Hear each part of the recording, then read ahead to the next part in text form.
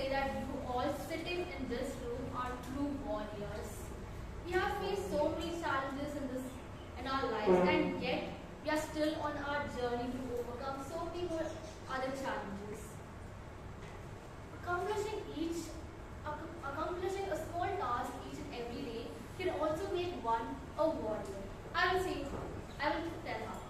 So suppose you're stuck in Bangalore's traffic, or it is cozy, or it's pouring heavy, and yet you all still make it to Friday's meeting.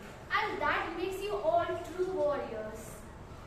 So, dear guests and members, or should I say warriors, there are some set rules in this battlefield.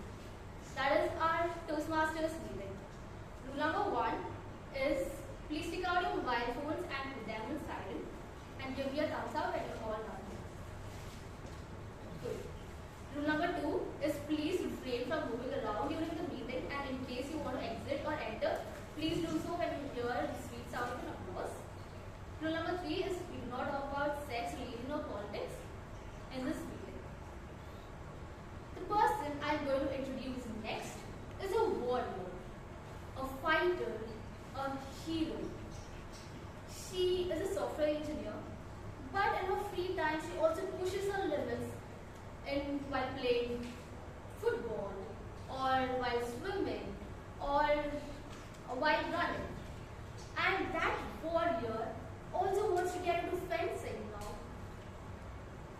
So, ladies and gentlemen, warriors, please put your hands together and welcome our heroine of our club, our President Chaitra Chandapillai.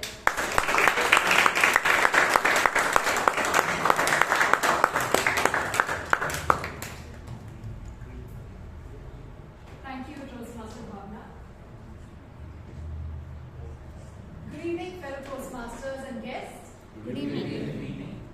Welcome to meeting number 1495. I declare meeting number 1495 open.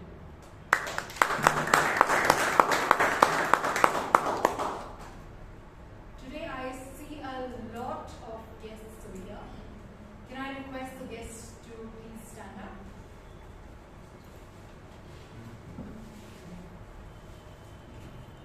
Members, how do we welcome our guests?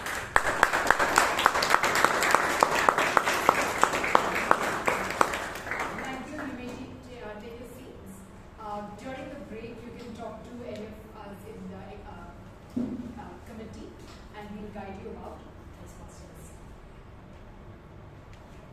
Before we proceed, I would like to call upon our secretary, Toastmaster Shreyas K, to give us the minutes of the meeting number 1494. Can I get an applause, please?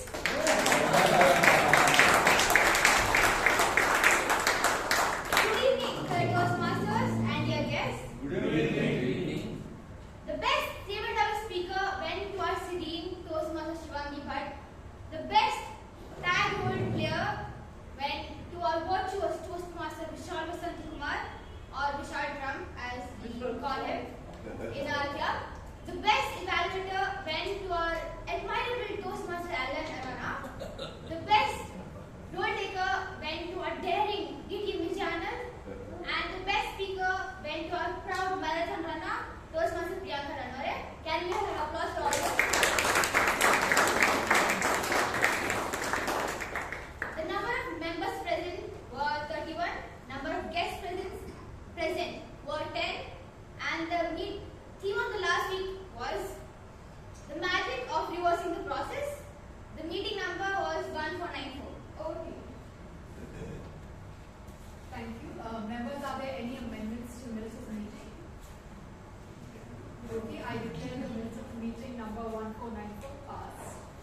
Thank you, Toastmaster Shreyas K.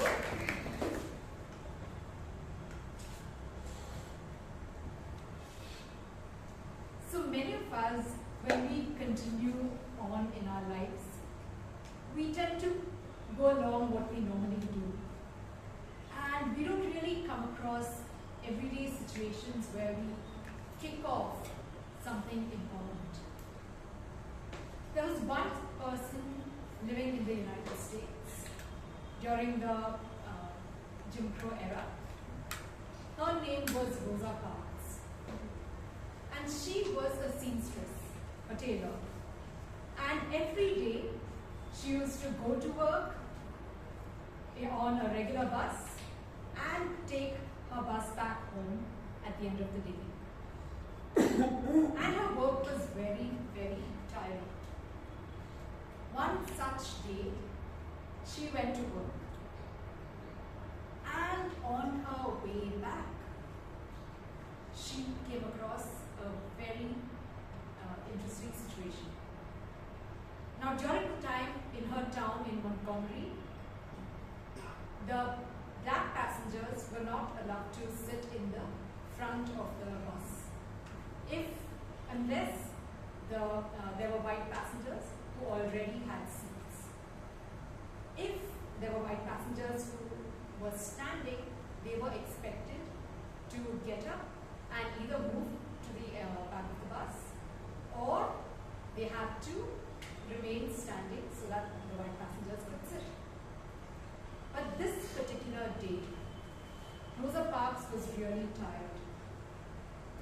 She had a shoulder ache, and when she got onto the bus, she sat with some fellow black passengers in the front of the bus. And then the bus started slowly filling up, till finally a group of white passengers got on in a stop, and the bus driver asked her to stand. Now all the other black passengers sitting in the row stood up and gave up their seats. But Rosa Parks remained sitting. The bus driver was angry. He came and confronted her. He asked her, "Do you plan on standing?" And she said no. He threatened her with arrest. And she replied, "You may do so," and remain sitting. So the bus driver got down and called the police through a phone booth. And finally the police came and they arrested her. That pivotal moment kicked off what was known as the Montgomery bus boycott. Now, Rosa Parks was a very connected person in her community. She did a lot of volunteer work, and she was in touch with many groups. And because of that, the community came together and decided to support her. She finally got bail, but still, the black community decided to go ahead and boycott the bus system. They faced a lot of hardships. Everyday people, instead of taking the bus, they now had to figure out different ways of transport. A lot of them walked a long distance to work. Others started carpooling, but they kept on.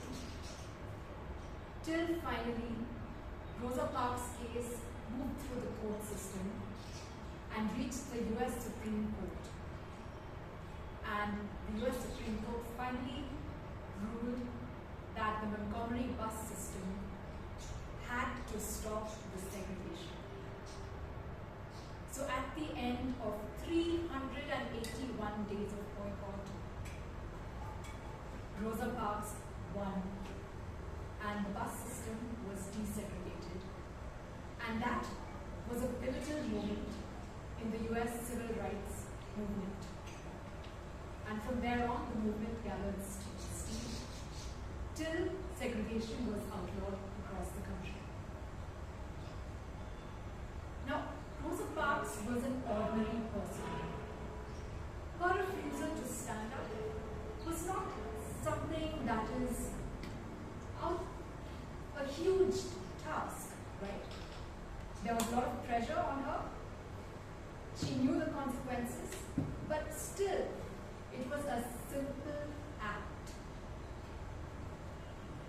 But what made her such an important figure is the courage she showed when all the people around her in her city quietly complied. Her decision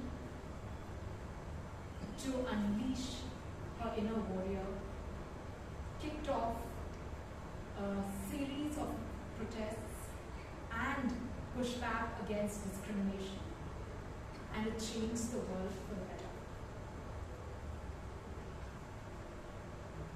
Now, to take today's meeting forward, we have a very interesting person.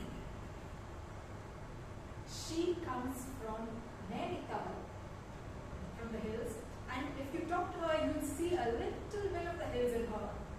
She is a very idealistic person. Every time I talk to her, she comes up with brilliant ideas. She enjoys playing squash, working out, and reading. She is a HR professional, and she has worked in many multinationals over 14 years. She currently works as a HR consultant. She considers working on her coaching experience to be a transformational journey that she's working towards. And her favorite Toastmasters moment is her first day at Toastmasters, when she felt welcomed and she felt inspired by the speeches that our fellow Toastmasters were giving on stage. That's when she decided that there's no looking back, and she decided to join meetings. So friends, please put your hands together to welcome onto the stage our Toastmaster of the day, Toastmaster Himani Pandey.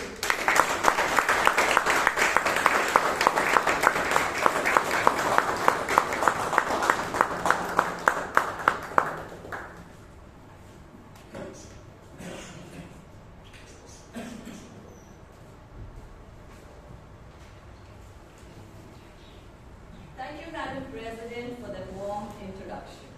A big round of applause for our super dedicated and meticulous President.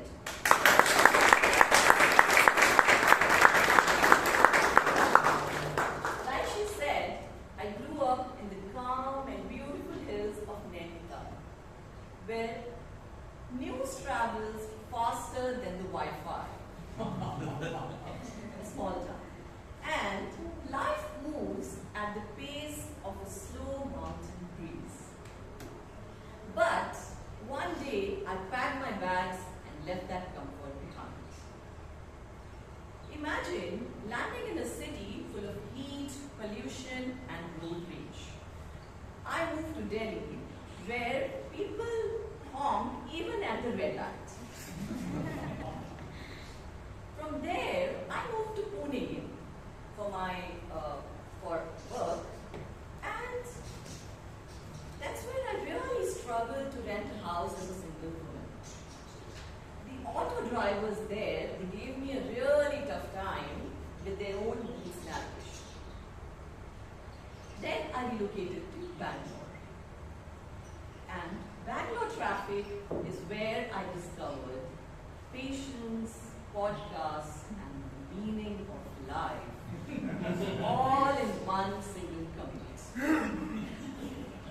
And finally, Hyderabad, right in the middle of COVID lockdown. I hadn't had any time to set up my new house. The summer heat was 40 degrees and there was no AC in my house. To top it off, I was working 14-15 hours a day in that heat. And I would say moving to different cities and re-establishing myself, it really tested every ounce of patience and strength in me. But every time I moved, my inner warrior leveled up. So being a warrior isn't about fighting big battles. It's about showing up for yourself and taking that leap to unleash your inner warrior.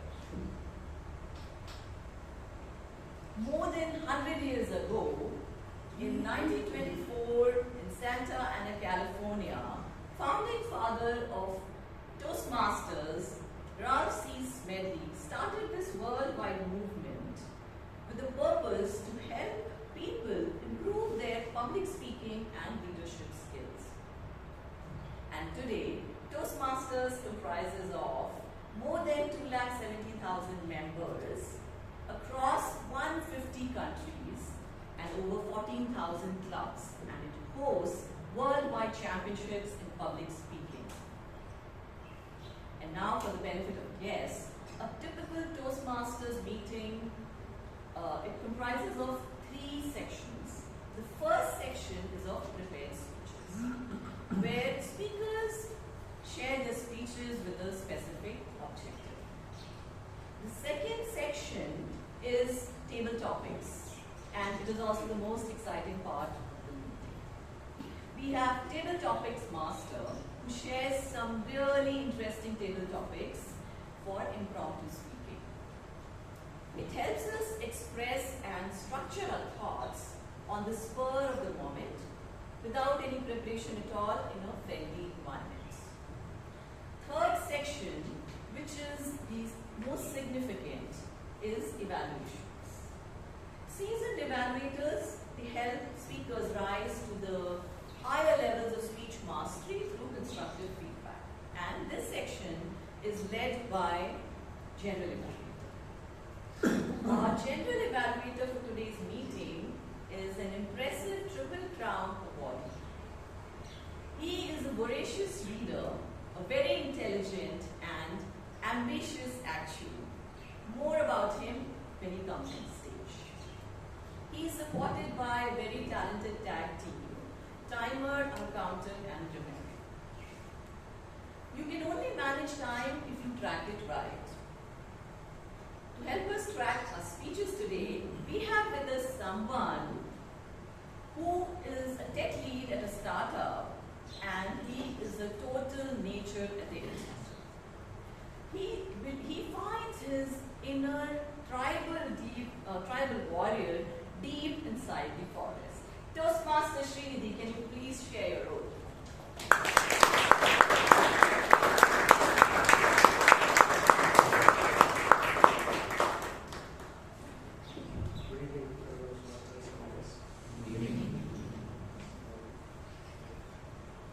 They say the time is relative. So when you come up here and you this speech, sometimes you feel like it's taking a lot of time. And sometimes you feel like, okay, time flies. I know how quickly the speech is over. So it is my job to keep grounded. And as a timer, it is my duty to let you know that how much time you're taking in your speech. For the great speech, at 5 minutes, I'll show you a green card. 6 minutes is a yellow card, and at 7 minutes, to tell you it's time.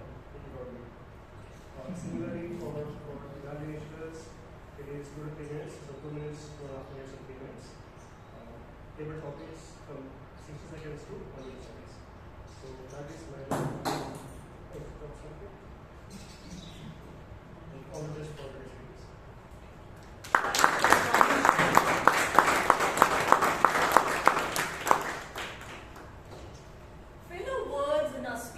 Are just like that bad radio signal, unappreciated and unwanted. To keep us aware of the filler words in our speeches and correct them, we have with us someone who is a technical trainer at Linux Foundation, and he believes fear is simply the testing ground to bring out the inner warrior. Toastmaster Fazlul, can you please share your views?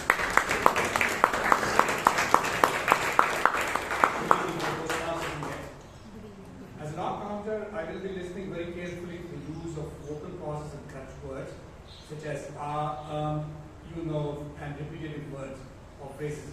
I will keep track of everyone and report at the end of the meeting on who best control their use of filler words. Thank you, Toastmaster Fazlul.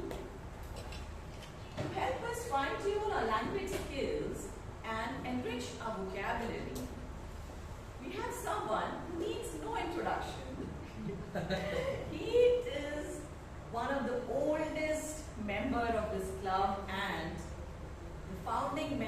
of Bangalore Toastmasters Club, Toastmaster Robinson.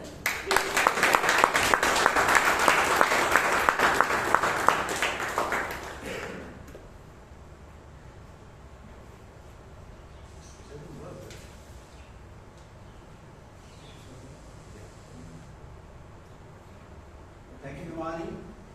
Are you able to hear me? Yes, sir. Thank you. As the grammarian, today's word of the day, unflinching. It means remain strong despite fear. My role is I record those participants who properly use the word of the day, unflinching. I will comment on the use of the English language throughout the course of our meeting today. I will be watching for the 7 sins of grammar, which include using double negatives, double comparisons, additional words, incorrect word tense, confused adjectives, and adverbs. So inappropriate pronunciation. I will be presenting my report at the end of the meeting.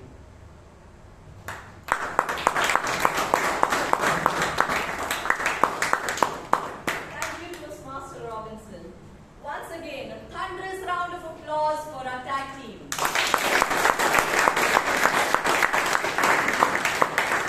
With that, let's get this meeting started. Our first speaker today is attending Level 1 Project 2 under Pathway Presentation Mastery. Speech title, Have a Sport, Have a Good Life. And she is being evaluated by someone who is a BI engineer at IQVIA, extremely passionate about playing and watching cricket. Toastmaster Shreyas, can you please share the guidelines?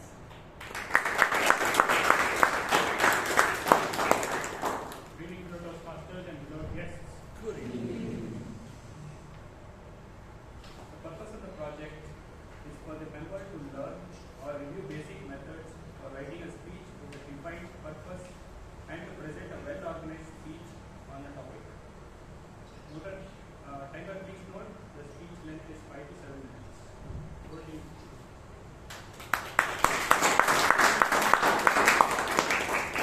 Thank you, Toastmaster Shreyas. Our first speaker today is someone who is an accounting professional and also has a creative side. When she is not crunching numbers, you can find her immersed in painting or exploring arts and crafts or lost in a good book. Toastmaster Alagammai with her speech title, Have a Sport, Have a Good Life. Speech title, Have a Sport, Have a Good Life. Toastmaster Alagammai.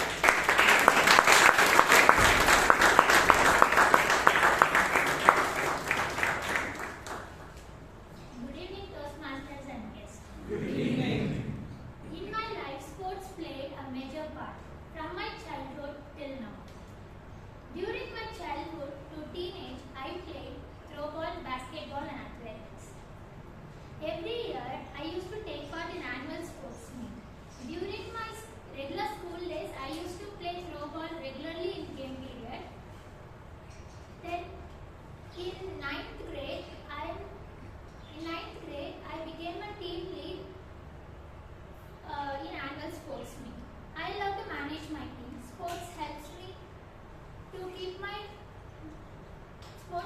me to both mentally and physically keep me healthier. From my experience and learning, I am here to introduce you some benefits of sports. Sports helps us keeping one fit. Sports helps us to mind relax and team building. Sports helps us keeping one fit. Sports helps us mentally, physically, toughen by sharpening the mind and body. It improves the blood circulation all over the body. In my school days, my PT teacher taught me how to stay fit. He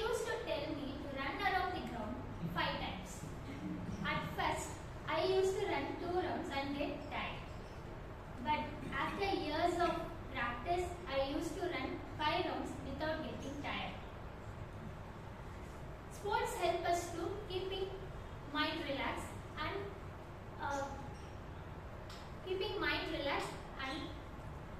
deal better with tensions. Sports helps us to develop. Sports help us to tackle difficult situations in life and keep the mind free from tension. After college, I started doing certification courses, but I get tensed by completing the course on time. Then I started going to tennis. I found that tennis could keep my mind calm and I won't think anything else while playing the game. Then I enjoy and happily doing 1 hour section daily. Then sports help us to team building. It develops the habit of working with the team members. Then the sports help us to play the spirit of challenges and excellence. Then sports helps us in my school days. I and my friend Abhi used to play throw ball, then participate in inter-school competitions. Our friendship continued outside the sports. We used to do homeworks together, do a project together, and we help each other. In individual sports, I love tennis. While playing tennis, my mind keeps me calm and I was happy by playing the game. Then it improves my concentration level and improves my thinking power because tennis needs to be played by myself. Tennis has 3 levels of balls. First is red ball, second is orange ball, third is yellow ball. After going to tennis, I registered my first UTR match with red ball. After registering the match, I was nervous about the match, even though I was going to play against someone younger. That match date has arrived. While by seeing my opponent, I started sweating. But after that, we shaken our hands and started the match. If I won 2 sets of match, I win the game. But in my situation, I won the first set, and my opponent won the second set. Now it's the tiebreaker. Tiebreaker is for 10 points. By leading 1 point, I won the game. Then, after this match, my confidence level in tennis has increased. I regularly go to tennis court daily and play there, and I'm being happy by keeping my mind calm. Then,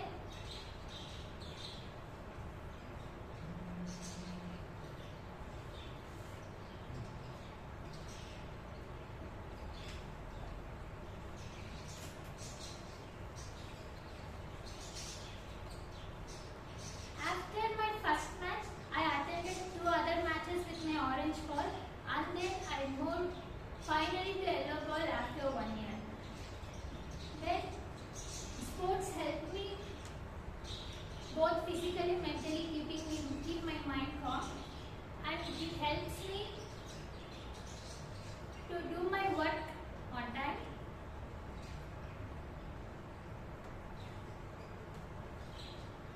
Sports helps in life skills like teamwork, leadership, and perseverance, and it also develops the life social skills like interacting with people. And sports help us discipline.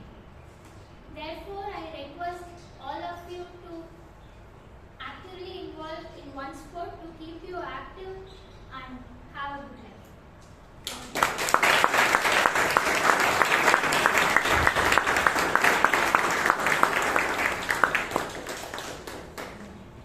Thank you, Toastmaster Alagammai.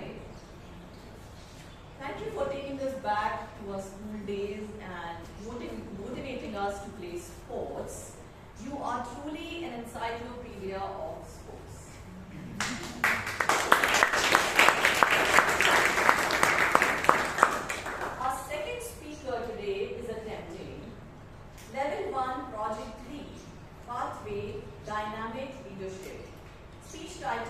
no way out, only forward.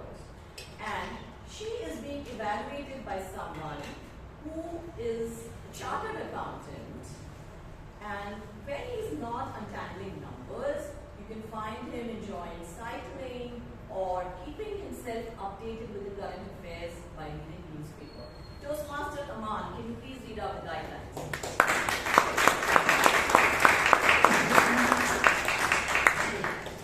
Good evening, everyone. The purpose of this project is for the member to enhance their speech by practicing vocal variety or body language. Timer, please note the timing for this, which is 5 to 7 minutes. Over to you, PM. Thank you, Toastmaster Anand. Our second speaker is someone who is the software engineer at Microsoft.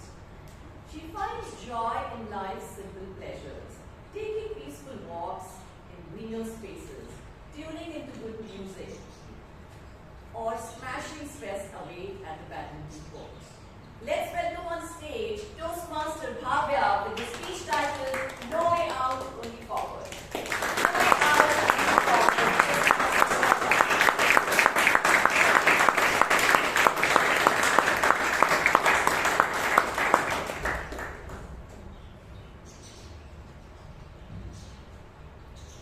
Two roads diverged into the woods, and we chose the one which was less traveled.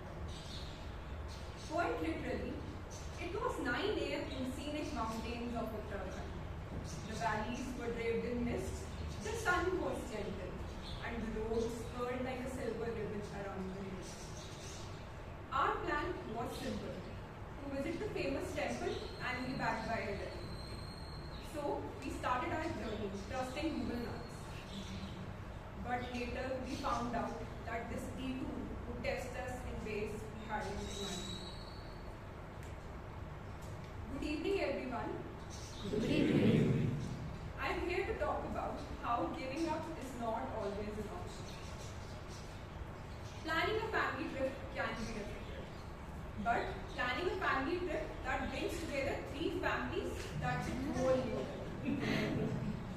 For the first time in history, my family, my grandparents, and my uncle's family were all coming together. The first question was where to go. We started from Almaty, then Azerbaijan, then Kerala. Kerala sounded perfect, right? Until we realized it needed more days, and my brother wasn't getting a leave, so the plan was abandoned. We thought the trip would never be possible. But one day, my uncle dropped an itinerary we simply couldn't refuse. A 2-day trip to Sibin of Chaitra. Beautiful, calm, perfect for a family getaway. And the deal? A cozy homestay with 5 big rooms at a price that made us all say, done. Saturday morning from Delhi, we set off, full of excitement. After hours of winding mountain drives, we finally reached our destination. And wow, the cottage was gigantic. Spacious room, cool mountain breeze, just perfect. Since Sunday was the only day we had to explore, so we cousins quickly made the plan to do kayaking. But just then my father spoke up and he said, I also want to visit the famous temple. The temple was 30 kilometers away from our place and usually packed on weekends. The best time to visit was early morning 5 a.m. So the plan was to wake up at 4, visit the temple, come back by 11 and then head out for kayaking. Sounds doable, right? Yes. But after full day of travel, again waking up at 4 a.m. didn't sound exciting at all. So I resisted. But after much persuasion, I had to agree. Next morning, me, my brother, my dad and my mom set off while my uncle's family and grandparents stayed back. We started our journey we woke up at 4 a.m.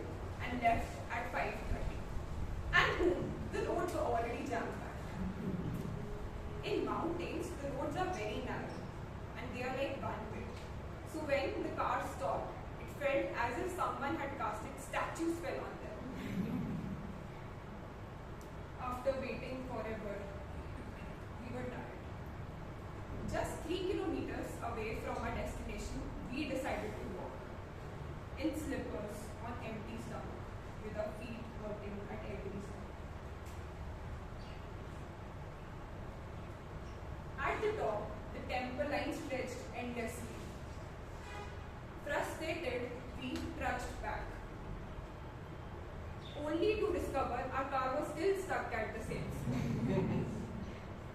By 8:30, we finally got to sit back inside the car again. We were hungry, we were tired, and we were nauseated. But we were only clinging on to one hope. We must be back by 11. After waiting, and waiting, Google Maps suggested a shortcut. It felt magical. The roads were clear, the car was flying, and we were so happy that we will be back by 11. But just then, a signboard said, "Continue for Nitesh." We were 12 kilometers off the track. At that moment of time, I had zero patience left. All I wanted was an anywhere to take me back. But stranded in mountains, giving up is not an option, and pushing through was the only choice we had. So we pushed on, tired, nauseated, mile by mile. By 12:30, we finally reached back our destination, and my cousins had already left for kayaking. But we didn't give up. We gathered all our strength, had our breakfast, and then joined them. And yes, we got to do kayaking. Often in life, we feel like giving up, taking a break, and even postponing things. But that day in mountains taught me something very powerful. Giving up is not always an option, and pushing through is the only choice we have. Thank you.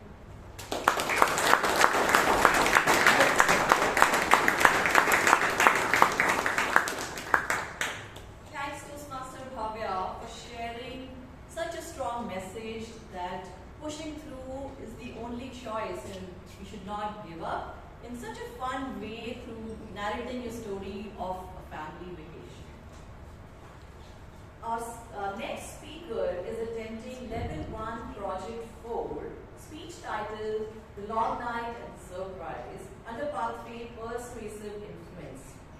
And he is being evaluated by someone who is a BBA student with a true passion for entrepreneurship. In fact, he even ran his own business before he moved to Bangalore. Toastmaster George Matthew, can you please have the guide now? Yes. The purpose of this project is to practice applied feedback and serve as a speech evaluator during a club meeting.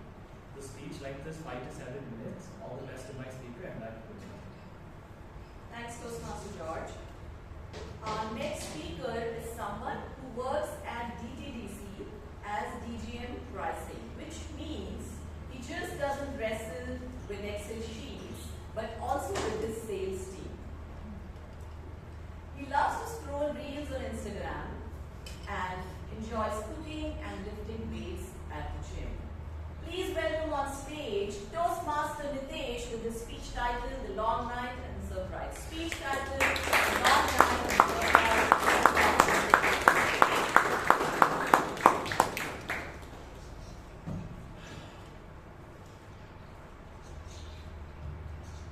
When life gives you lemons, what do you do?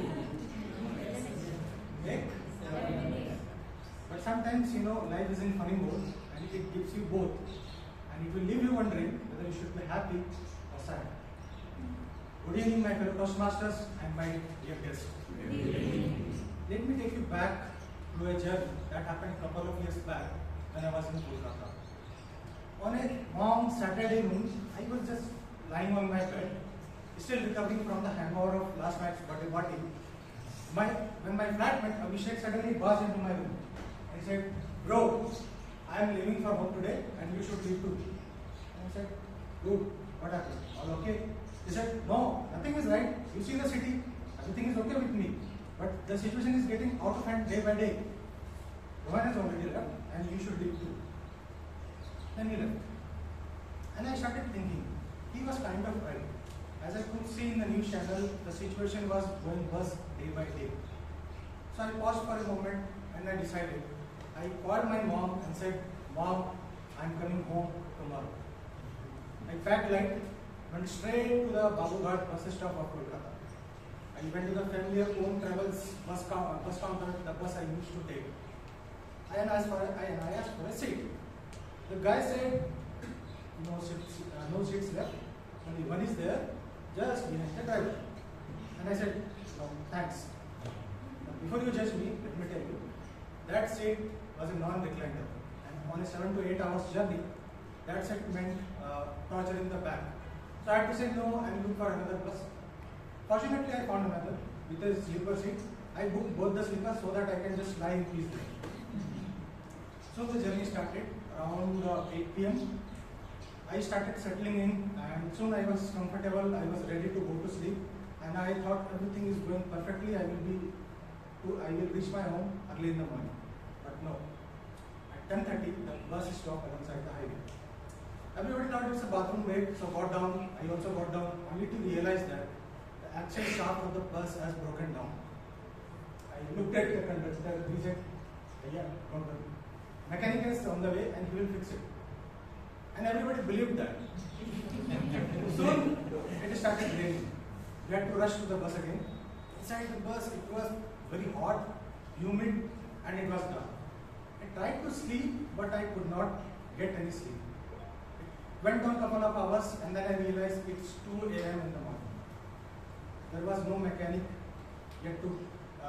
mechanic has arrived yet. I started thinking, I'm not far from Kolkata. It's just 40-50 kilometers away. I could see some rentals on my Uber app. Shall I get back? But again, the hope was there that the mechanic will come, he will fix the bus and we will be on our way. And that hope, because of that hope, in that dilemma I could not sleep for next couple of hours and it was morning 6 AM. Then I realized still there is no mechanic to be found. By this time, my patience was gone. I took my bag, kept on my shoulder, got down from the bus, and booked my Uber. In the Uber, I got a cab which was showing some 30 minutes, so I started waiting. In few minutes, what I see, the savior has finally arrived. Who? The mechanic. He came, started working on the bus. The conductor again looked at me and said, this time, it will fix. My promise. This time I believed him and I cancelled the Uber. So the bus got fixed and we were on the way. As soon as the bus hit the road, everybody thought, okay, our worries are over. In few hours we will be in our hometown. No. There were few more surprises on the way. We crossed the state border and in the first checkpoint the police came, they dragged the bus conductor and the driver out and started beating them with their sticks. The reason? There was a curfew in place. We were not supposed to be there after 6 AM. But our plan was to reach home by 4 AM if the bus breakdown had not happened. Finally, after a lot of pleading, they let us go. And in the next 2-3 checkpoints, the same story got repeated again and again. In the last checkpoint, which was just 40 kilometers away from my home, we got held up for 1 hour until the doctors came, checked everyone, and finally let us pass. At 2 PM, 18 hours later, from the start of the journey, I landed at my home. I got up from the bus. There was not a single person on the road due to the curfew. I had to walk to my home for the next 3 to 4 kilometers. Hungry, sleep deprived, and angry. Finally, when I reached home, I took a sigh of relief. I ate whatever mom cooked and quickly went back to sleep. In the evening, I woke up and I started thinking, man, this journey was the worst journey of my life. Nothing can beat that. And then I switched on the TV. 8 PM at night. And what I see, our beloved Prime Minister, Narendra Modi, was live on TV. And he said, Mitro, from midnight today, there is a complete lockdown in place from pan-India. And that's when it hit me. I was one of those luckiest people who got back to their home just few hours before the lockdown. Even though the journey was the worst journey of my life.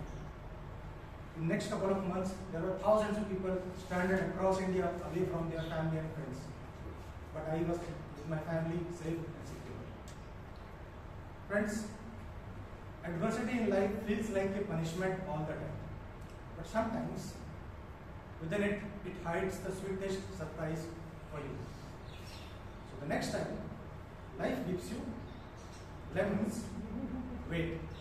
Maybe it will make that lemonade give it to you as well.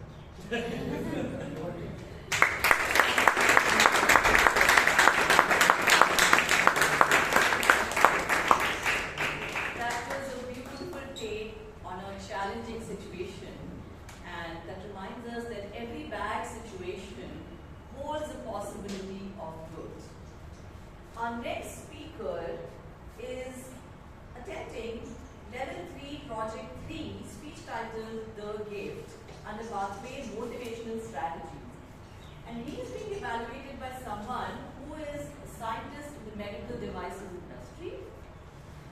And he believes, just like the Kiwi rugby team's haka, which is a pre-match ritual by the New Zealand rugby team, we sometimes just need to tap into our inner warrior. Toastmaster Sitanshu Ratan Shetty, please share the guidelines.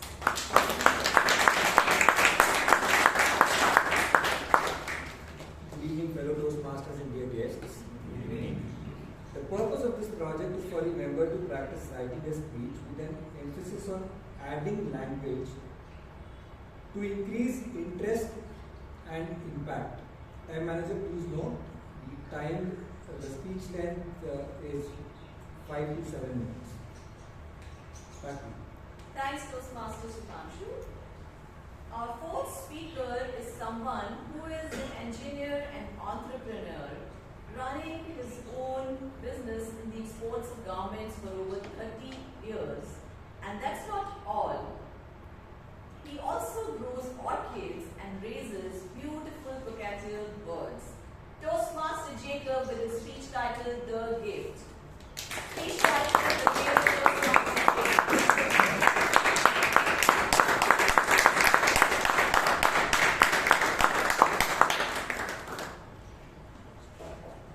The greatest gifts in the world is one which we never expect. It does not come wrapped in shiny paper or with ribbon. Good evening, Toastmaster of the day. A decade ago, many decades ago in fact, my father gave me a gift when I moved into my newly constructed house at Bangalore. It was 4 tiny saplings, 3 to 6 inches high, and they were laburnum, the state tree of Kerala. The laburnum tree is renowned for its golden yellow flowers. They signify a deep cultural and spiritual aspect in the state. And I was filled with gratitude that my father had thought of this marvelous gift. The trees were so small, 6 to 9 inches tall. But my family and me were filled with unflinching resolve that we should grow these trees.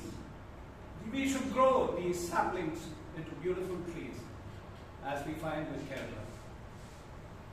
A characteristic of this particular tree was that it blooms only once in every year. Only once. It would shed all its leaves without exception, and the tree would be filled with golden blooms. 40 years later, I'm happy to say that this tree grew to a height of almost 55 feet and stands to this day blooming every year, mid-April. A great poet and philosopher said that trees are poems the earth writes upon the sky. Can anybody in the audience tell me who this great poet or philosopher was? Anybody? Okay. The poet was Kahlil Gibran. And if you have not read his works, I would strongly advise you to read it. Kahlil Gibran was one of the greatest philosophers. He compared a tree to a steadfast pen pointing up into the sky, well grounded. He compared the branches to lines of poetry, reaching out, spreading upward towards the light. He compared each leaf to a word filled with meaning. This tree, which bloomed once in every year, was so typical, was so characteristic of what this great poet and philosopher said. My family and I were amazed at the seasonal transformations that this tree underwent. There was a lesson to be learned in each transformation. In spring, we saw this tree full of buds, green, and before we knew it, it turned into leaves. It spoke about new beginnings. It had a lot of leaves, and then when autumn came, the leaves fell, and it spoke about the importance of letting go. Leave the past behind, let go, and the leaves fell to the earth. In winter, it stood bare as stark punctuation, waiting for the cycle to start again. Trees do not get you money, but they teach you a lot. This tree was 40 feet high, blooming every year, drew at night the bats which used to come and nip the tender leaves. I was so amazed to see these bats hovering around the tree at night, nipping the green leaves, tender leaves. During the day, there were so many birds, but at dawn, the most memorable is the cuckoo. The cuckoo sings only at dawn, and we woken up by these cuckoos singing on the branches. The birds and the bees pollinated these numerous flowers, and they became food. Fruit. It became a fruit which was a source of food for so many. The food was used by so many people to heal. There is an Ayurvedic medicine which is prepared by the seeds of the Alagammai tree. The food was used, the fruits were used to heal. The leaves were crushed and made into a soup, into a broth, which cures many ills or sickness which people have. The lesson here is that the simplest of trees, if you have an empathy with them, and if you can provide the shade, if you can provide selflessly the food to feed people, and if you can provide the fragrance this tree, flowers provide, then there is a lesson to be learned from this tree. It could save the world. In today's world, which is devoid of trees, everybody's intent is somehow get rid of them to make larger and larger concrete structures. But this does not serve the purpose. In conclusion, the best, greatest gifts in life rarely come wrapped in silver paper, but they may be without, like a tree.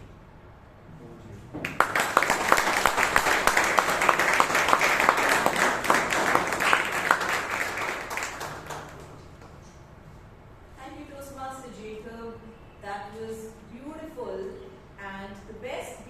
life are definitely not the material objects, but the best gifts are priceless. With that, the voting links are open now and you can select the best speaker of the day. The password is 0000. 0000.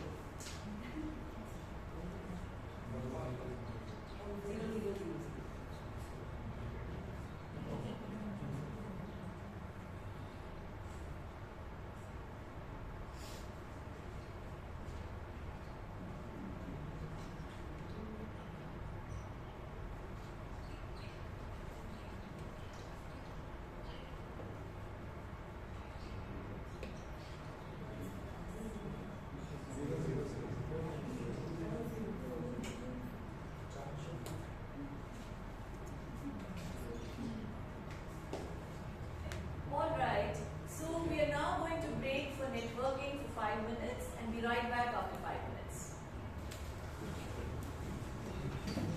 Hope we have everyone back in the room now.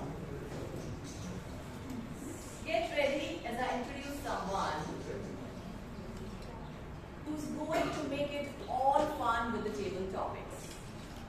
He is a Toastmaster for over 20 years and a DTM, darling of a Toastmaster. Fun, energetic, warm. Someone who spent most of his life breathing customer service and now quite literally breathing through meditation. These days, he's on a mission to spread happiness and peace in this stress-filled world. And when he's not doing that, he is busy penning heartfelt poems. Please join me in welcoming on stage distinguished Toastmaster Gangaadhar.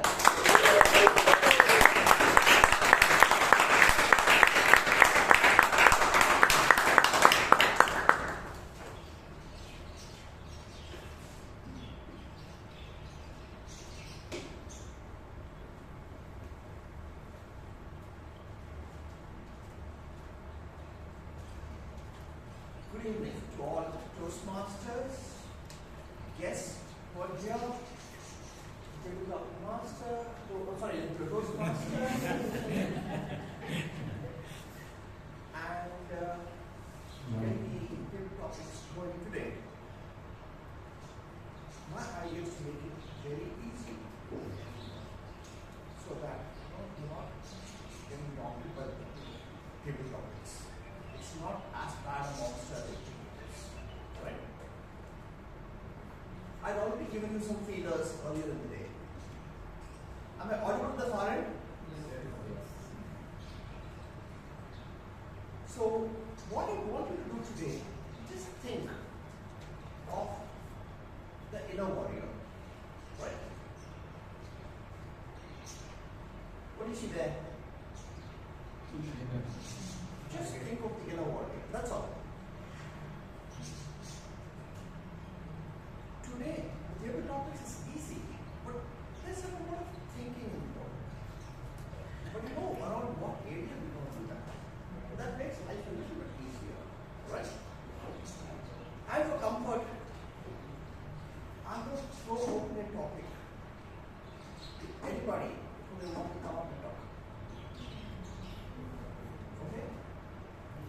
And if you put your hand up, well I'm good. If not, then I have to choose. After that, you'll be called. I already got a hand coming up. One of you saw it, but I saw it. Right in the parent. Okay? And whenever you come here, stay easy.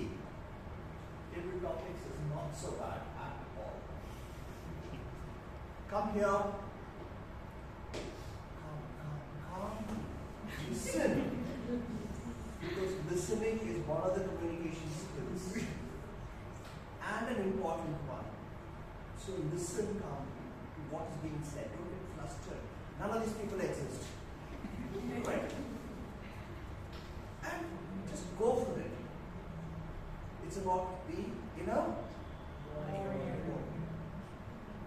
So, to start, I'm going to call Toastmaster Alan.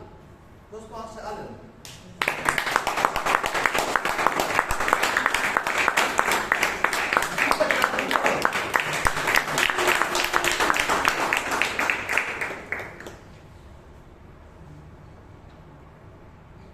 Now this is to break ice.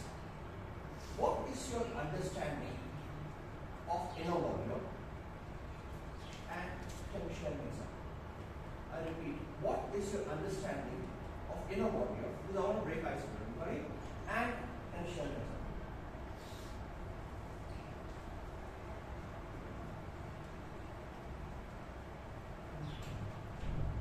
Consistency is key. Sadly, more often than not, we can't find the key. Good evening, fellow Toastmasters and guests. When I think of inner warrior, I think of the belief that one has in themselves. And the only example that I can give is it's very ironical, but before the table topics session started, I was quite confident.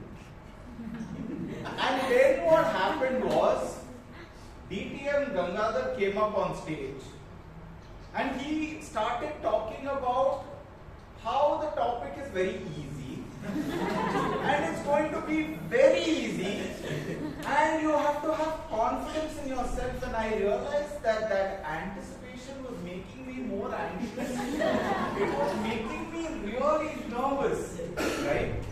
And as I was looking around, I realized that everybody was like, okay, he's saying it's easy, so if I don't speak, then I'm going to make a fool out of myself. This is not good, and all of that. And then he said it's very easy. Anybody who wants to put up their hand, feel free to put up their hand. And people in the front are like, oh, if I put up my hand, everyone will know that I put up my hand, right? So I realized that sometimes people say it's very difficult to find belief in oneself. I think today I realized it is quite easy to find strength in oneself. It's when people say that, hey, I see something in you, is the time that more often than not we get nervous, because we are like, I saw it, but now that you see it, it's crazy, right? So that's what my version of being an inner warrior is. More often than not, we discover the warrior when it comes from within. Back to the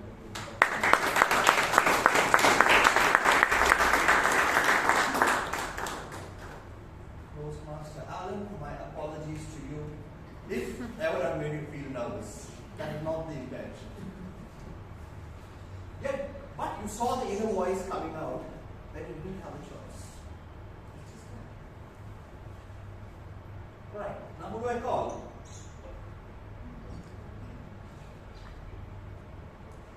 Let me call Toastmaster Puneeth.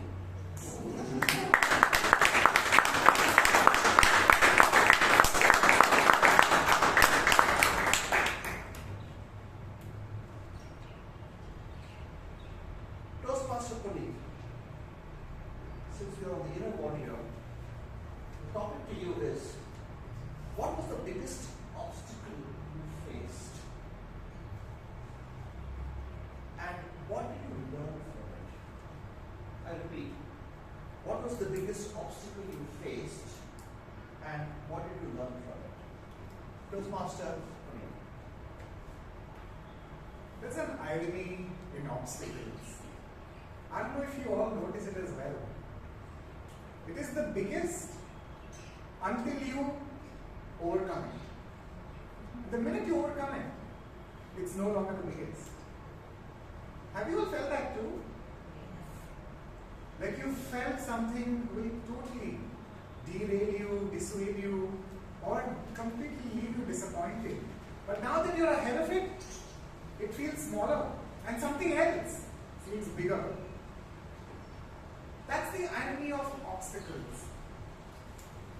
And I can't tell you, there are people who reverse engineer obstacles, which means while the rest of the mass population tries to avoid obstacles, these are the very folks that chase obstacles, that look for it.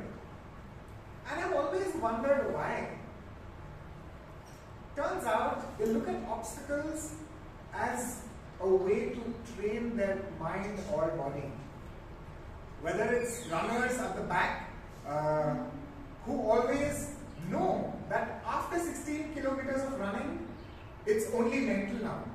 The body is given up. Correct? The last two is already smiling, I can tell. Or it's those guys sitting ahead in here who've been at Toastmasters that know that when they have forgotten the next line and they don't know what to speak, and they have somehow picked some word in the previous 2-3 lines and continued on, you know that you have a way to go around obstacles. And that's why you chase bigger and bigger obstacles. Like Ratan did when he took out humorous speech contest. Figured out an obstacle and just went after it. A serious corporate guy trying to make a joke on stage. I was like, this is such a good obstacle. So for all of you who avoid obstacles, I am with you. But for those few of you nutcases that look for obstacles, may the force be with you, or may the forces be with you. Thank you, and back to Gangaadhar.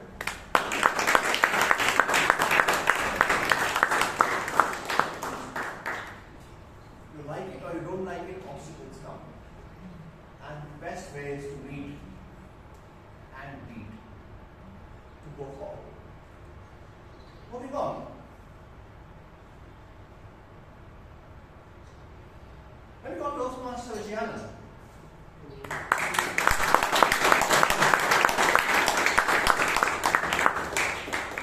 distinguished Toastmaster Vijay, tell us about a time you stood up for your beliefs, even when it was very difficult. I repeat, tell us about a time when you stood up for your beliefs, even when it was very difficult. PM Vijay, Anand. The year was 2003, and the year I got married. Mr. Toastmaster, yes. The newly married son-in-law in India, in most parts of the country, I assume I lived very well. I was based in the hall, this side my father-in-law and mother-in-law bringing a lot of dishes, My favorite kesari bath in North India, they call it, I think, suli or something, I don't know what, suli halwa, right? And bhajis, pakodas, filter coffee was just getting better. All the attention was around me. And the whole family, my wife's siblings, my father-in-law, mother-in-law saying, what a lovely son-in-law we've got. I was like floating in paradise. I just couldn't believe life was so beautiful. All the terror story I've heard about marriage, it was just a myth. It had to be busted, friends. And that day I was experienced that, June 2003. Everything was going well, and just then my mother-in-law's jeweler, regular jeweler, he walked in. And mother-in-law and my wife, they saw some jewel sets. Immediately mother-in-law ordered one. 5 lakhs. Back then, big money, 2003. So, wow, my father-in-law, I just said, what a great man. After so many years of marriage, 45 years of marriage, you're getting your wife 5 lakh jewelry. Life was beautiful. Just then, my wife also ordered one more piece. I thought, great. My father-in-law so sweet. Not only for his wife, even for my wife, he's ordering a 5 lakh jewelry.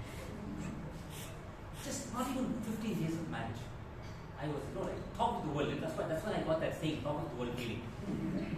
Then my wife took me to the room and said, this jewelry. Yeah, it's very nice. Your father's got great choice. No, he's got great choice. She said, okay, what's the problem?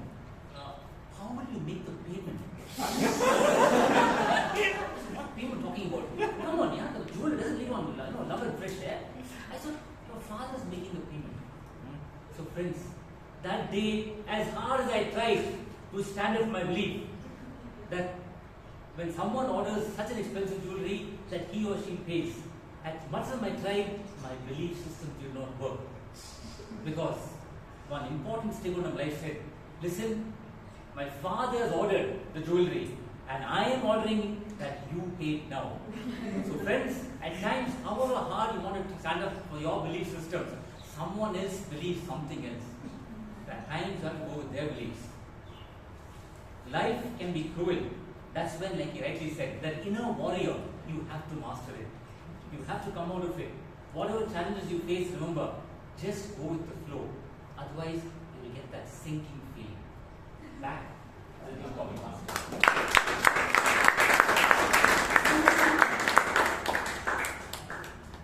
Ever the marriage and wife had not come, I would have been surprised. But yes, thank you very much for your experience of how communication and miscommunication can play a huge role, costing almost 5 lakhs.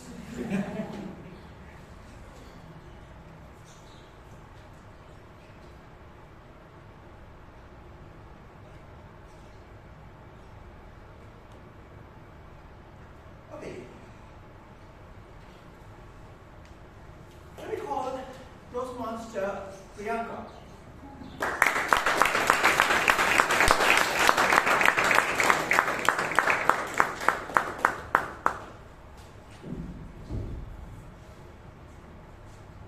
What does resilience or flexibility look like in your daily life? I repeat, what does resilience or flexibility look like in your daily life? Toastmaster Priyanka.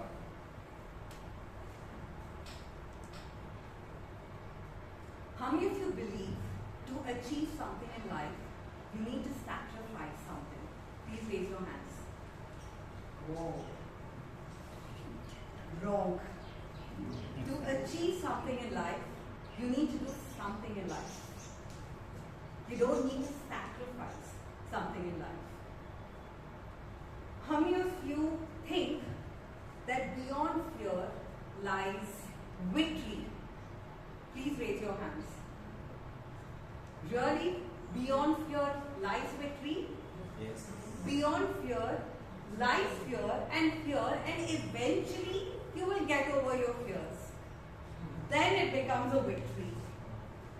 Isn't it true? Until I broke this down to you.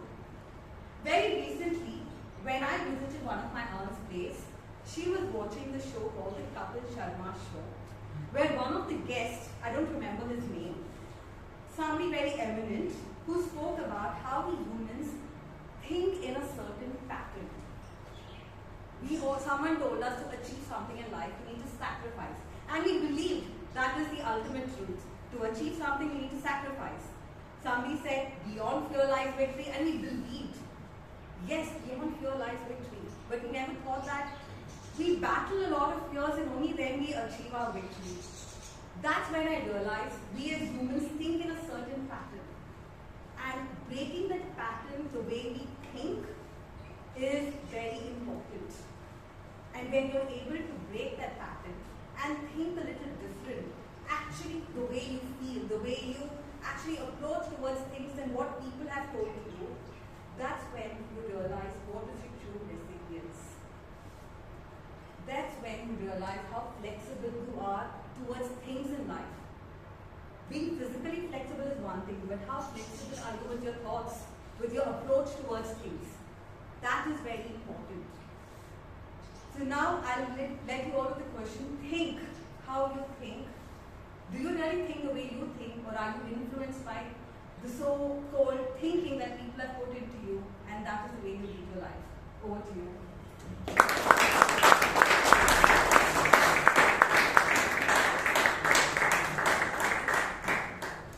I think you explained flexibility very nicely.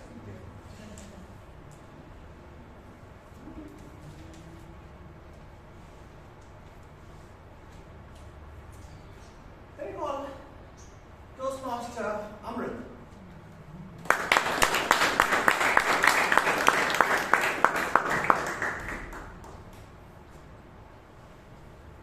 Namaste. What are the kind of situations when the inner warrior wakes up in you? What are the kind of situations when the inner warrior wakes up in you? Toastmaster Amrith.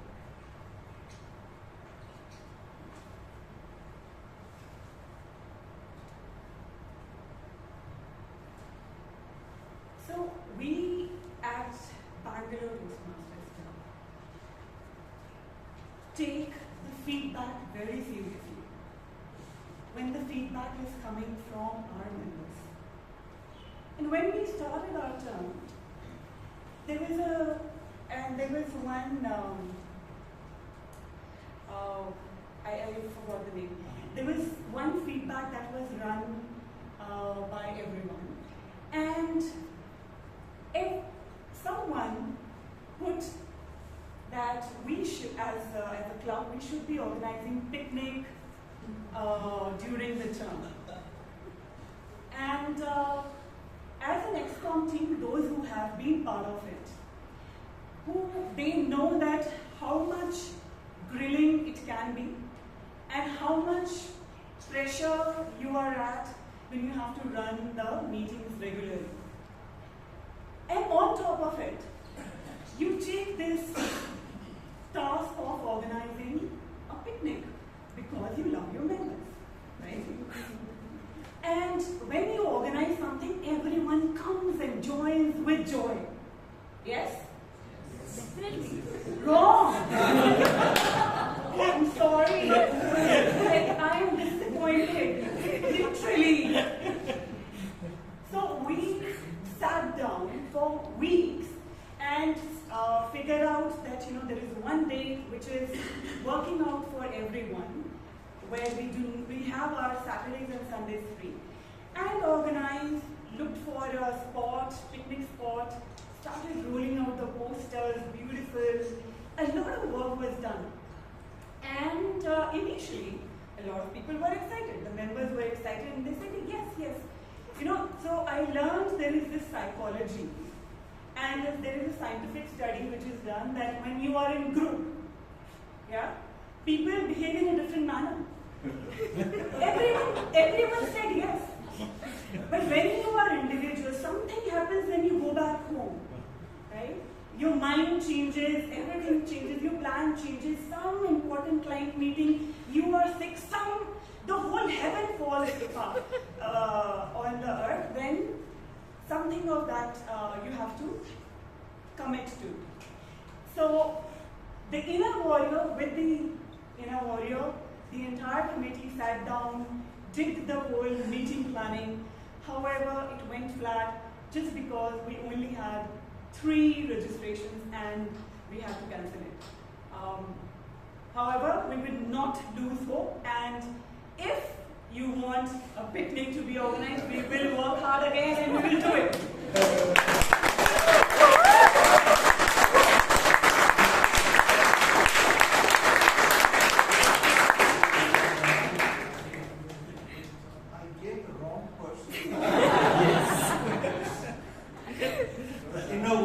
Just came out.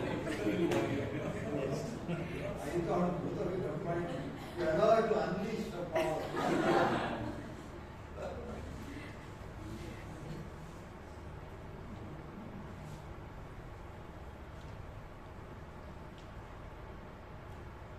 Okay. Toastmaster Srinivas.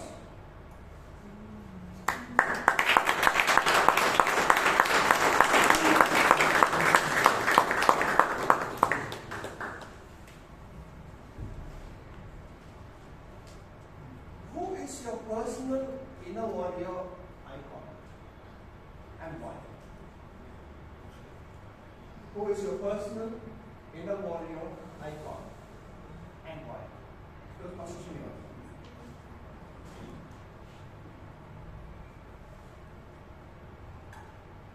How many of you are having icons?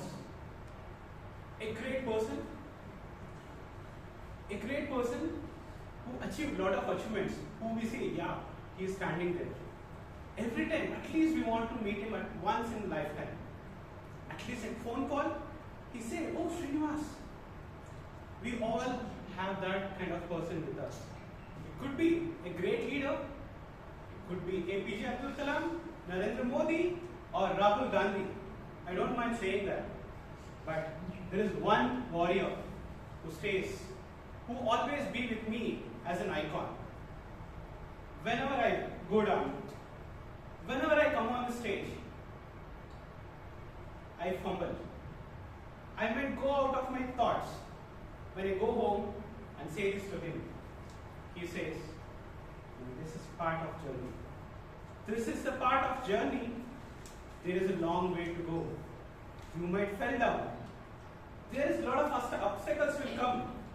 Like you might fumble or you might lose out the topic. But this icon, every day when I go to home and say this, I did it well.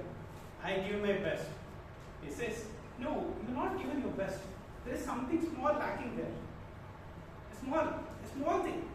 You're already there, 90%. About to flag. I was figuring out where I was missing. Later I realized this person always encouraging me wherever I was. When I was playing cricket, he encourages me. There is only one ball to hit the six. There are 5 runs to win the match. You cannot hit a 4. On that day, that is my first ever encounter of my life. With his guidance, I drastically hit a 6. We won the match. This person will not only tell me whenever I go down, whenever I reach up, whenever I get a certificate that I won as a best speaker or a best double topic person, when I go home and say this, he said, throw it to a dustbin. Throw this to a dustbin. This is only a recognition on that day at that moment of time. You have not reached that level.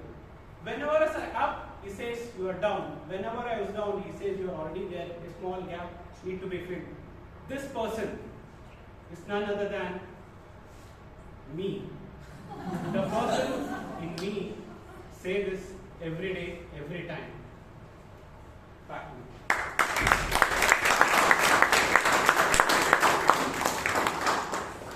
Thank you, Toastmaster Srinivas. I'm going to throw a topic and then call the speaker. You hate brinjal. Your mother-in-law has made a dish of brinjal. Would love to get your inner warrior out. What are you doing? I'll repeat that topic. You hate brinjal. Your mother-in-law has made brinjal. Would like to get your inner warrior out. How do you handle it? And for this, I need somebody who's experienced. So, I have all my respects for this speaker and my hats off to him. Please, I welcome Toastmaster Richard.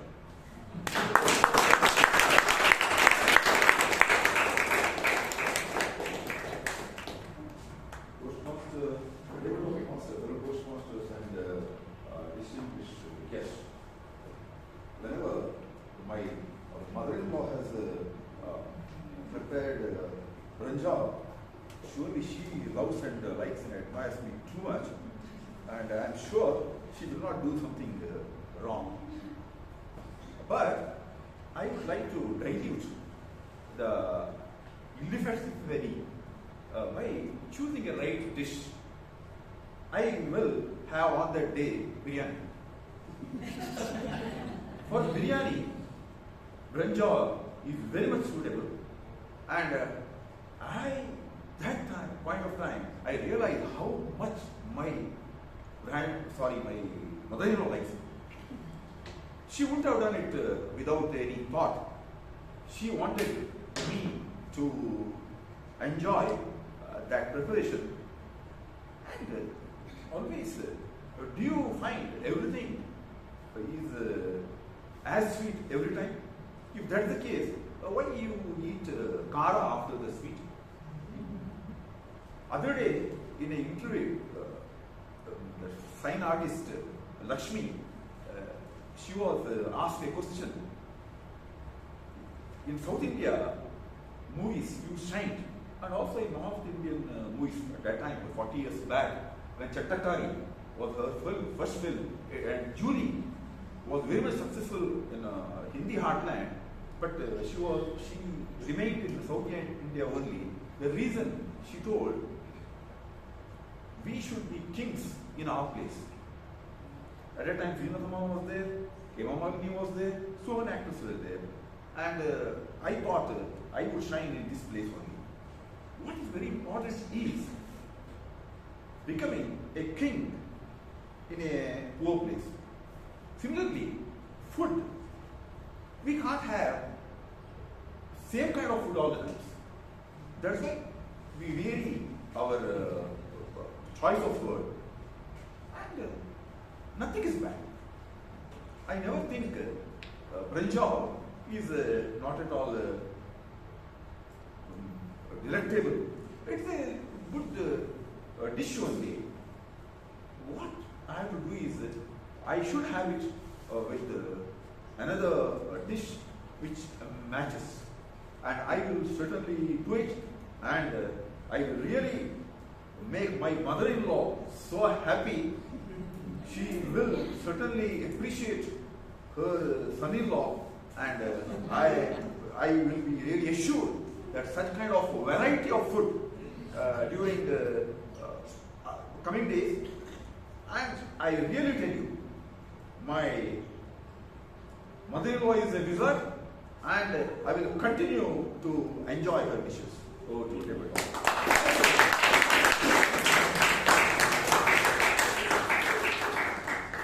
For a change, I think it was the right topic for the right person. He's not only an inner warrior, also a smart warrior. Moving on, Toastmaster Muralidharan is he here?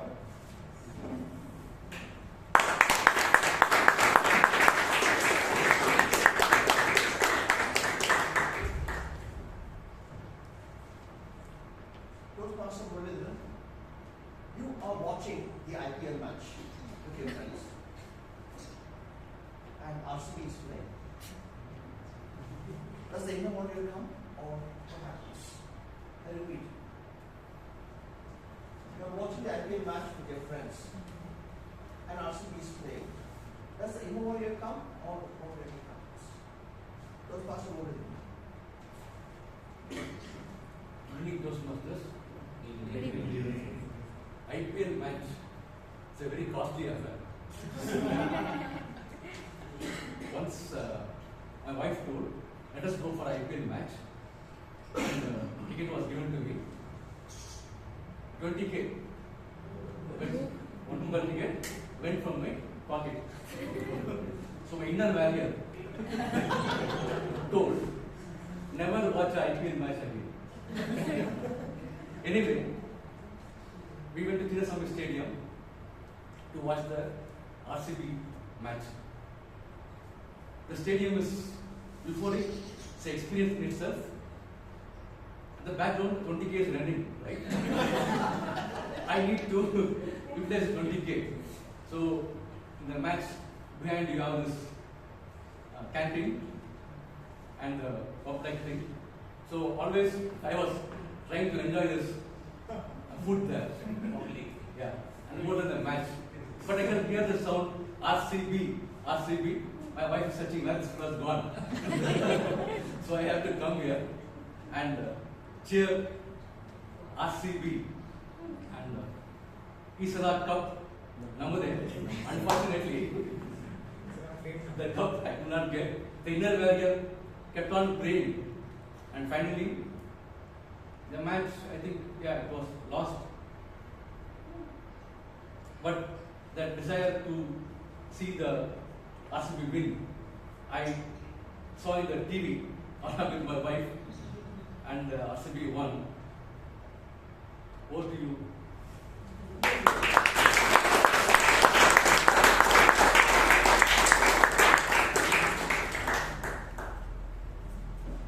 May I request Toastmaster Shweta.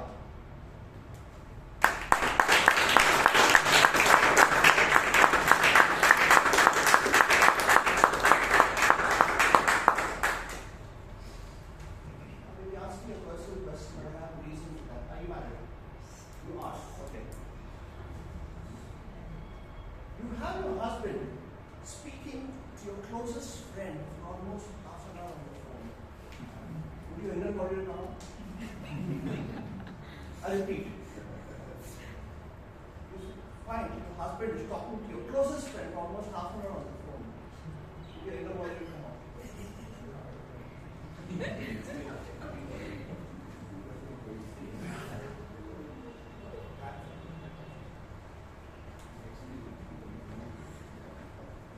So it's going to be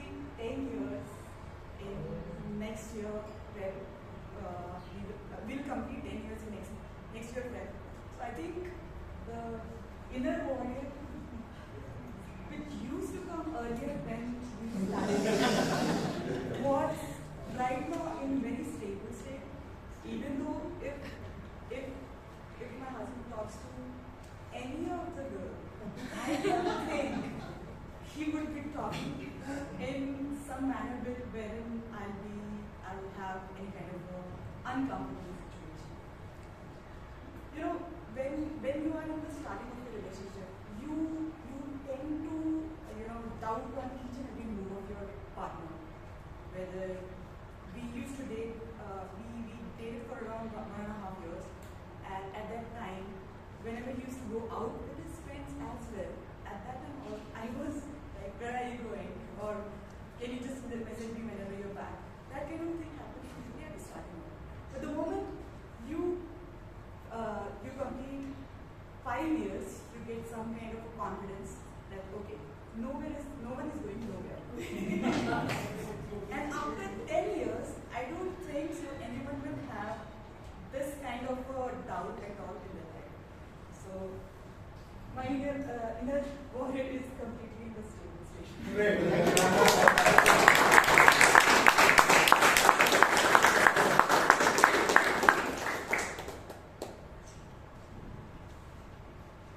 Toastmaster Vishal.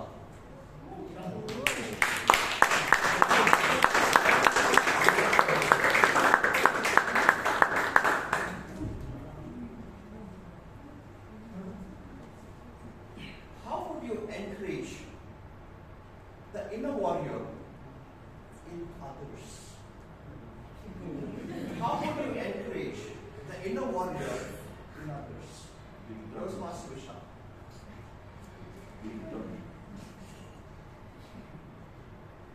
How many of you, when you have faced the worst difficulties in your life, heard the worst voices coming not from the people around you, but from inside? I'm sure every one of us has been in such a situation. But as soon as those voices start to die down just a little bit, another faint voice starts whispering and starts slowly shouting, telling you, you can do it. You can do it. Just take your time, practice, and you'll be able to achieve whatever you want to achieve. This is your inner warrior, and it is always there inside you. All you have to do is wait for a little bit, calm yourself, and you will be able to hear it clearly. Last Sunday at 1:50 in the morning, I woke up and went to Kantirwa Stadium. I was all prepared to run the Wipro marathon. But when I started, everything was good. But at the 5-kilometer mark, I started feeling a stabbing pain in my stomach. I thought it's fine, let me just soldier on, let me push on. At the 16-kilometer mark, I couldn't take it anymore. I had to call it and go back home.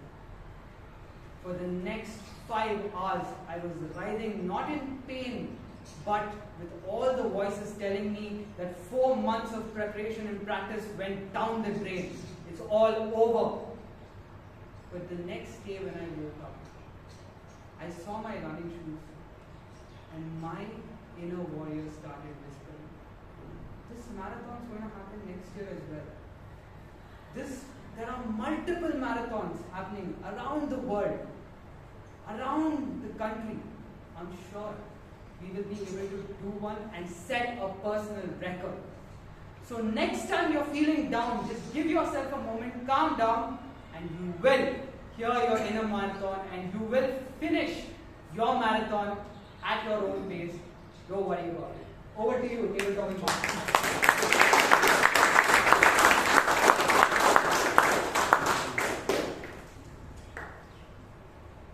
They call Toastmaster Mahesh.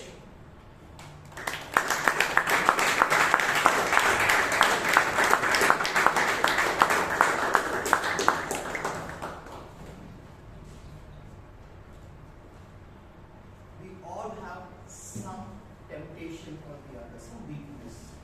It's not necessarily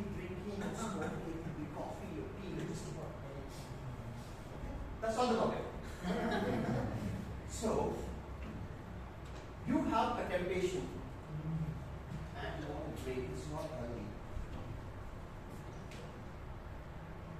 How will your inner ones fight and get over that? You have a temptation which is not healthy. And they go to breaking. How will your inner ones fight? Don't master the shot. Sorry.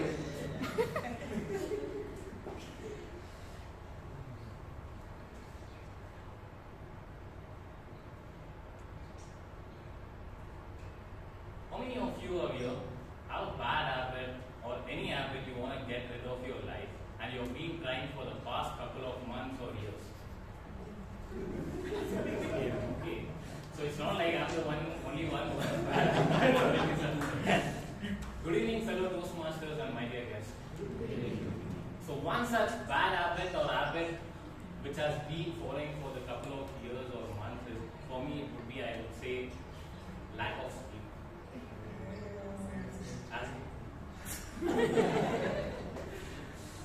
As someone who's into finance or someone who's into investment banking, I think sleeping is a very costly affair or costly thing to ask for. I think hardly you get somewhere around 5 to 6 hours of sleep in a day, that's it. So how do I manage this 5 to 6 hours? So where do I spend the rest of my time, or how do I balance my life? So one thing which made me help a lot is getting into fitness. I started hitting the gym.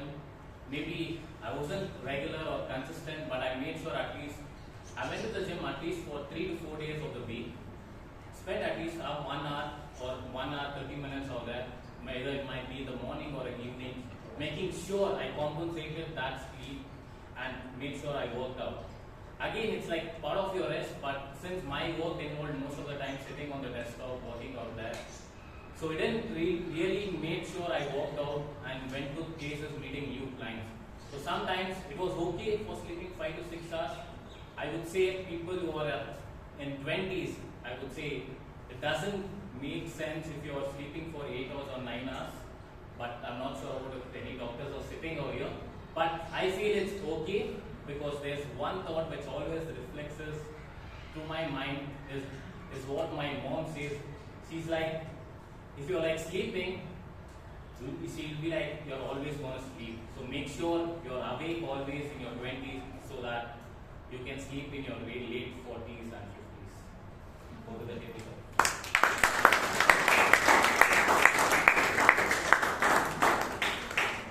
Speaking of sleeping, my dad gave me a very different advice. He said, at an age when he was 60 plus, he said, I can't sleep at nights, but I sleep between 5 and 7 in the morning. And he told me, sleep when you can. And I took it as gospel and followed it. Okay, I'm shifting gear from inner warrior to my inner voice said a couple more table topics. But an external voice bellowed, no, enough. So with that, I call it off and I hand it over back to the Toastmaster today.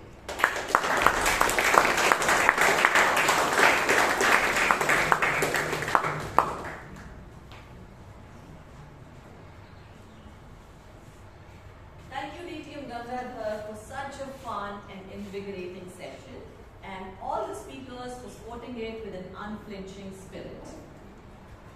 With that, we move to the final section of our meeting today, which is evaluations. Our general evaluator today is someone who's an exuberant Toastmaster, highly motivated, gregarious, and a true example of determination and perseverance because he conquered not one but 2 marathon runs.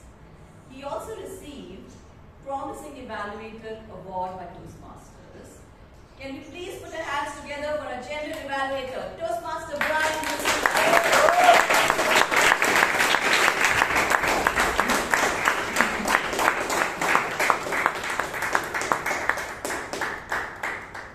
Have you heard the term evaluation is the breakfast of champions? Have you? Yes. So does that mean I'm the breakfast? No, you're a champion. Toastmaster of the day and fellow Toastmasters, a very good evening. Good evening.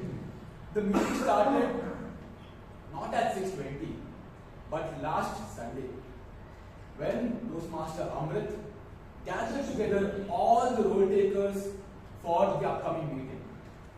People speak about running marathons, but do they know the pain of running a club? For a job well done, Toastmaster Amrith, all but one role taker was present today. For that wonderful effort of bringing together such a wonderful and a diverse set of role takers and speakers, please applaud Toastmaster Amrith.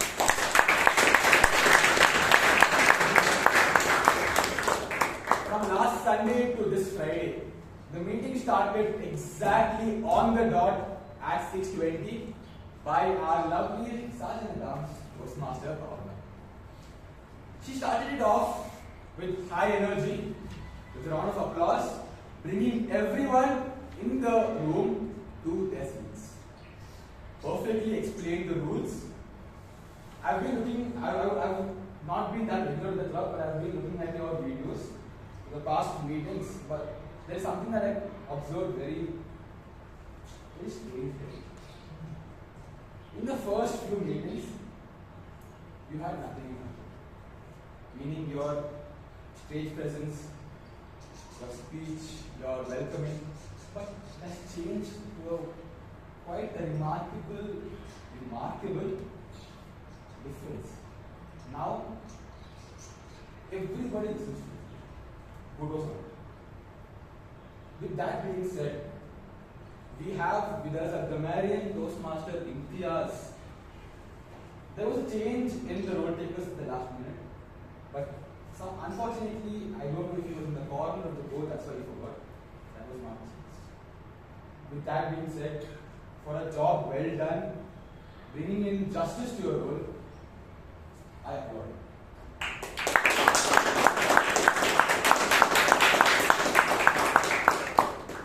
After that, we got our president on stage, who the essay introduced. The president started the meeting with a bang, but before we could go on with the speech, he called on the secretary, Toastmaster Shreya, to read out the minutes of the meeting. You were quick to start. There was energy flowing, even though most of the minutes of the meetings are quite boring. But the report was not. Well done. The president moved on, speaking about the Montgomery bus boycott, which played quite a good significance to the theme as well as today's current affair. It was quite relevant and we need to stand for ourselves. Quite inspirational. One thing that I learned from Toastmaster Chaitra is that you don't need to go to Joe Rogan, David Goggins for motivation. You just come to Toastmasters meeting and listen to us speak. Because each and every story of us has been inspiring. To such an extent that once upon a time she gave a speech on Rachel Carson. And it so happened that I was in the audience, I read the book, and which was to be one of the most, which was up to par with things like Adam Smith's Wealth of Nations. So her speeches, her talks are the small shots in life that you need. With that being said, you called on the secretary, but without an applause. That was one small thing that was missing. But if that was incorporated, that was a lovely address. And let's give her a huge round of applause.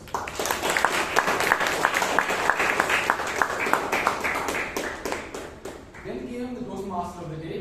But before I move on to the Toastmaster of the Day, I would call upon the evaluator of the first speaker, the evaluator of Toastmaster Alagammai, who spoke about the benefits of sports, Toastmaster Shreyas.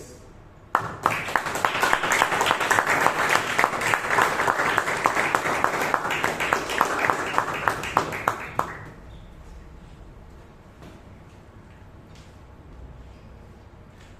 would like to split my evaluation into 4 parts, starting off with the introduction. She had a great start but by how the sport is keeping her engaged from her school days till now. And the different challenges which kept her active throughout her schooling till date. We got to know that she is a multi-sporting person, playing different sports. We got to know the benefits of sports.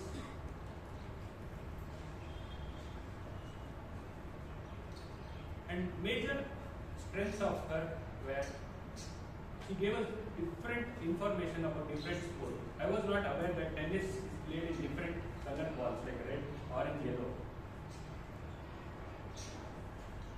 And my inner warrior being unleashed in my school and college days, I always developed anger and hatred, but she developed friendship in her school days. She also spoke about different benefits of sports.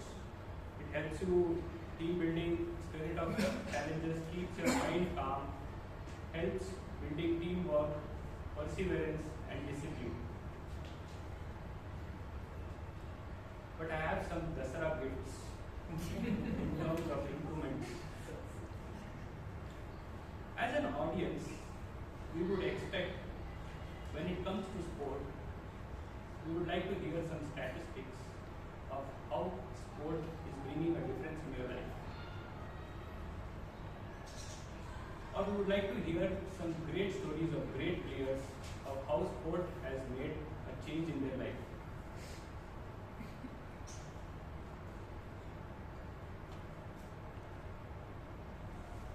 Your eye contact was good, which covered the entire area of audience.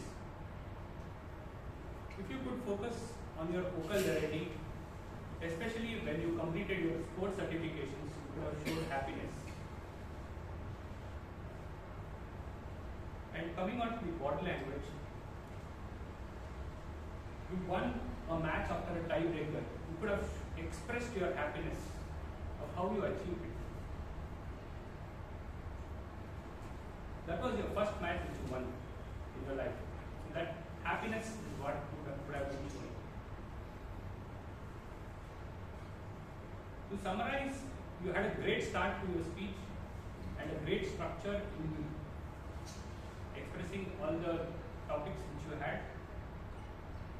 And if you can focus on the gifts which I have given you, as a sport with perseverance, confidence and practice, we hope to see more speeches of yours coming out. Thank you.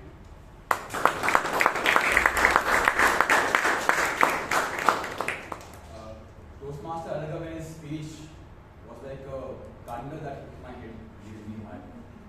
She spoke about sports and how she balanced her sporting with her certifications as well. And then there's me, who's getting started day by day. Thank you, Toastmaster Shreyas, for that wonderful round of evaluation. Moving on to the second speaker, to call on Toastmaster Himani to who evaluated Toastmaster Bhavana.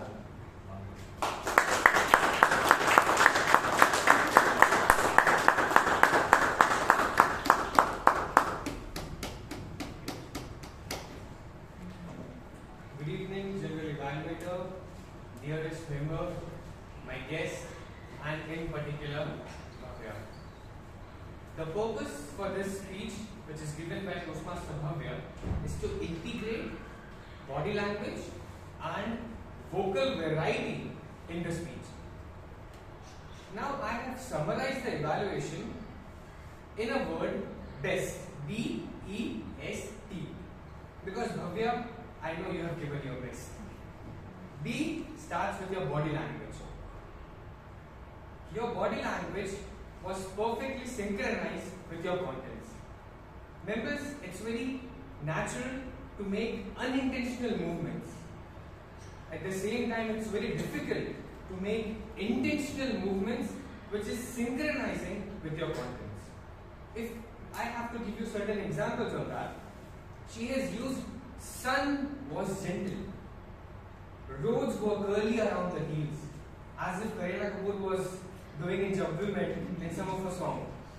She has further used, walking in slipper, tired, legs are hurting.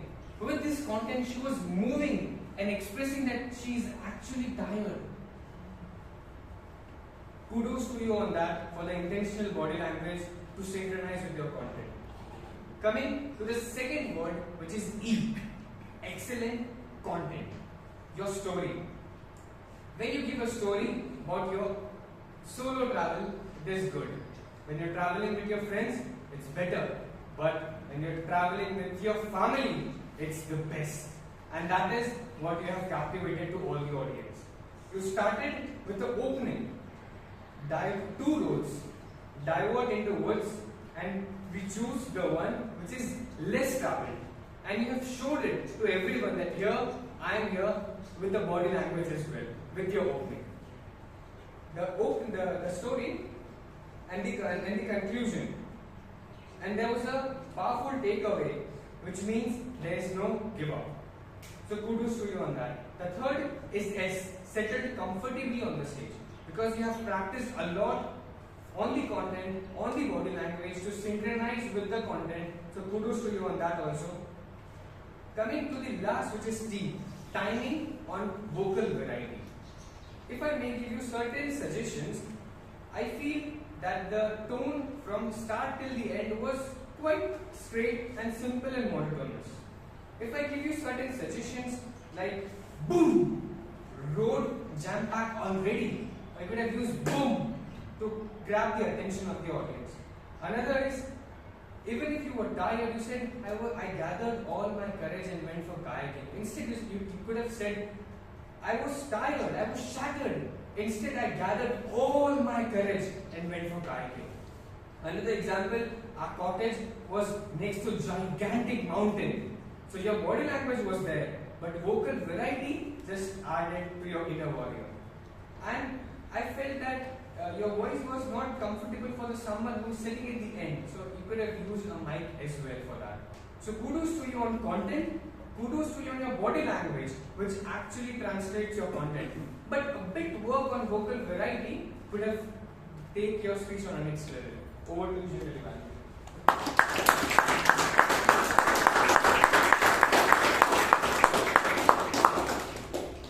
Thank you, Anand, for that elaborate evaluation. I completely agree with this evaluation, but one small point to add. You're describing a holiday which has n number of characters in it. There are some sub-characters and there are some main characters. It would be lovely if you could incorporate describing those characters in the future and then giving it to speak. It makes the audience in the 3D movements. Moving on, we have Toastmaster George Matthew evaluating Toastmaster Nitesh Kumar. Please welcome him.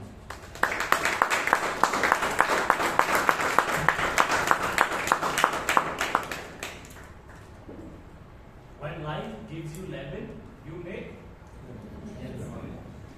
Good evening, Toastmasters and dear guests, and my speaker in particular, Toastmaster Nitesh Kumar. What we witnessed was a masterful presentation, both very intriguing and amazing.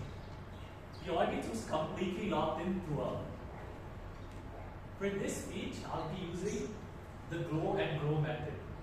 The grow method is where the speaker was excellent in his speech, and the grow method is, in my opinion, what he has to improve for his upcoming speech. So starting with the highlights of his speech, the grow, I would say his opening was amazing. The first 7 seconds of the speech completely locked in the audience, especially when he brought that lemon, which was amazing. As well as with the close, he closed with the bag. So I think those factors played an important role in his speech. And the second would be application of humor during the speech. When he talked about the conductor and the bus driver getting beaten with the sticks, I just imagined the conductor and bus driver getting spanked in the buttocks by the cops, which was very funny in my head. I don't know about you guys. And the third would be the conversation with the bus conductor, Nitesh. So I noticed how Toastmaster Nitesh, when he was talking from the bus conductor's point of view, he faced this direction, and when it was Nitesh, he faced this direction, which gave a wide imagery to the audience. And moving on to the grow part, in practice, which in my opinion he has to grow. I felt like he was a bit too quick with the speech. In various parts, I missed out what he was implying. Example, his trip to Kolkata to Jharkhand. I didn't get Jharkhand. I had to ask him in person. So I feel like take a deep breath, a pause here and there would obviously get your speech to the next level. And the second was unwanted hand movements. He kept waving his hands in the air. At one point I was focusing on his hands more than his speech. So I think as a speaker, keeping your hands below the waist level or just like this would give you a better structuring towards the speech. Because when you see hands here and there, the audience get distracted and it's not purposeful hand movements. And the third would be, I felt like his speech was more like an interaction between two people in a room, right? Maybe I'm talking to Mr. Toastmaster here, about my bus journey, or this bus journey was great and great, which I think it's good to an extent, but a speech is more like a performance. So I would say maybe in the bus journey could have been like, I was in the bus and I suddenly heard this noise, boom, which gives a bit more structure towards the speech and makes it feel like more of a speech rather than a conversation between two people. With this, I would like to recap on he had a great opening, a great closing, application of humor throughout the speech was amazing, and the conversation really gave a wide imagery to the audience. And the parts where he has to grow, I think too fast, purposeful hand movement would make the speech better, and take the speech more like a performance. So, give Toastmaster Nitesh the lemons, and he cast an excellent mandate. Thank you.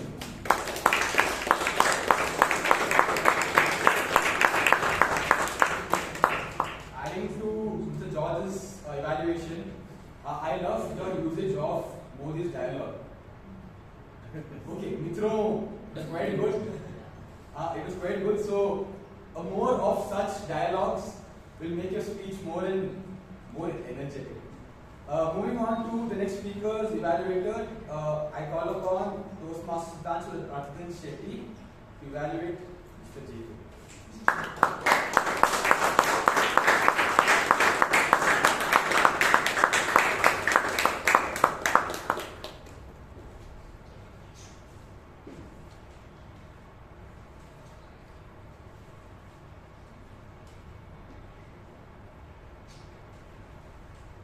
Good evening, fellow Toastmasters and dear guests. Good evening. The purpose of this speech was to use descriptive language and communicate his message through the use of that language.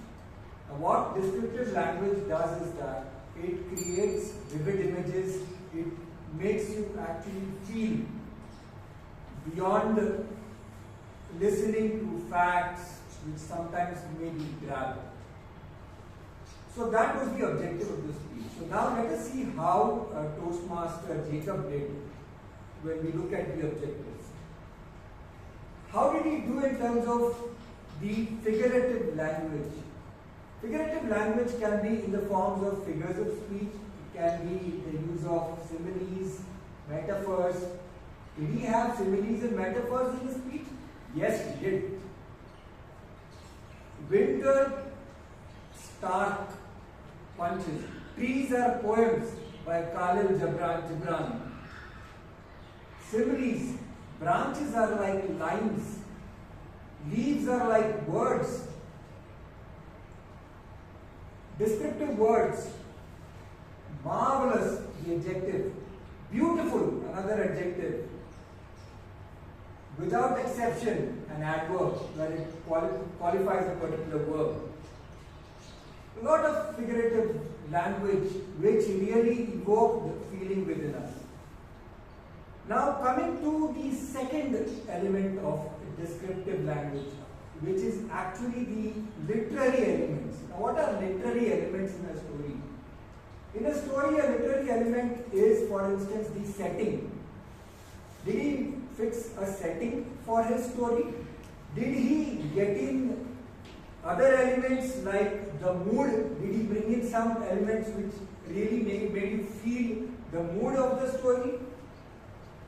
He spoke about the fact that his father gifted him the symbolic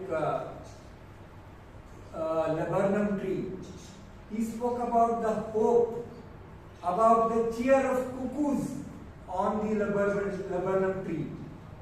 He spoke about abundance in terms of the flowers. So the mood was very much set. Coming to the other aspect in terms of the literary element. The other two aspects are dialogue and conflict. So I would recommend to you, Toastmaster Jacob, to bring in these elements of dialogue and conflict, which you could have very well done, maybe with the dialogue between your dad and yourself. The conflict, probably the seeds are poisonous, your son said. And suddenly you said that oil can be made out of it. A little bit of elaboration on that. So all in all, figurative elements, literary elements, the a little bit of more literary elements into it, and really made us feel the speech. All the best for your next speech, and thank you for this wonderful, evocative speech that built vivid speeches. All the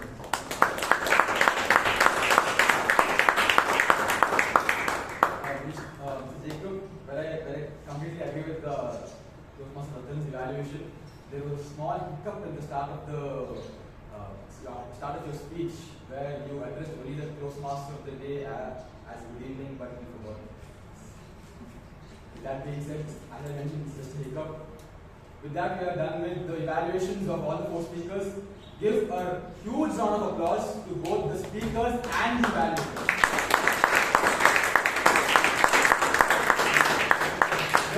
The room can do better. Give another huge round of applause.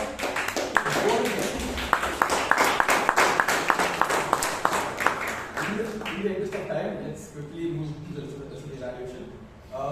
The gem of the evening, Toastmaster Himani Pandey. You continued from the President's introduction seamlessly, moved right into your story of how you had difficulties moving, which was quite an excellent transition. I loved it personally. You introduced the 3 parts of the meeting to all the guests, as well as about Ralphie's medley and the history of Toastmasters. And the cherry on top, we in Toastmasters, we are all small pieces of glass. This room brings all of us together and forms a chandelier. But for us all to shine, a person is needed to actually turn on the light, and that light is.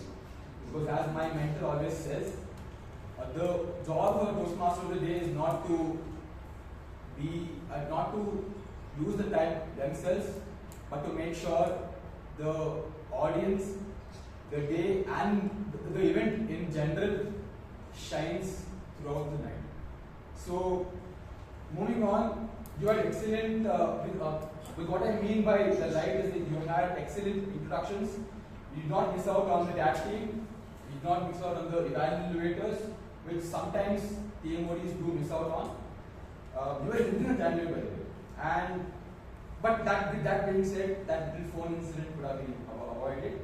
And to challenge yourself, I'm genuinely nitpicking here because your role was inch perfect.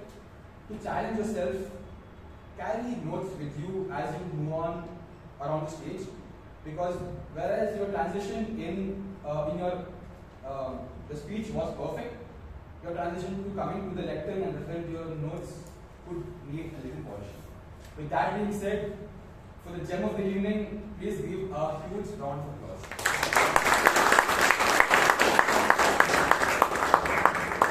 After the break, we had table topic master, distinguished Toastmaster Gangaadhar. Even his preparation began a few days earlier when he put the message in the group. That actually shows interest in the role, and I would say that also brings the members closer to the PTM and the scary aspect of Toastmasters, which you perfectly explained.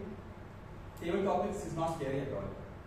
Having a yoga master come and explain, having to come and reassure the audience that you can just come here, forget the rest, forget the audience exists, is really comforting for the speakers. And you had a variety of topics from RCB to Brinjal, then Warrior, to even Amrith's display of affection. It was quite an excellent collection of table topics for this evening. Very well done on that job. With that being said, you've been in Toastmasters for over 20 years. You bring into the club a variety of age, which comes with variety of wisdom, which comes with age. Sometimes you get frustrated. So what I need to say by this is, where regular table topic masters follow the usual routine of calling the members, the usual table topic session. Next time, sir, when you take the stage, if you can explore the different variety of table topics being organized well past your 20 years in Toastmasters, like debates, like we have had a variety of table topic sessions here. That small change will bring in people to be more interested in the session. Overall, sir, no more feedback. Please give PM Gangaadhar a huge round of applause.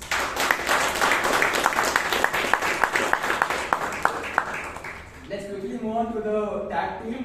To explain the timer, to give the timers report, we have with us Toastmaster Srinidhi R.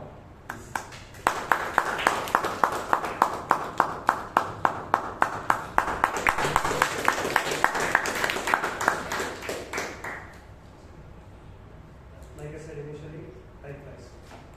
So, yeah, today's first we have the speakers, and only one speaker came to the zone, but nobody reached the base time, so that's good. And table topics, my regret is until DTM Richard, I was counting from 2 to 3 minutes, not 1 to 2 minutes. So all of them got 1 extra minute, but given the kind of speeches we had, I would say the extra 4 to 5 minutes was better.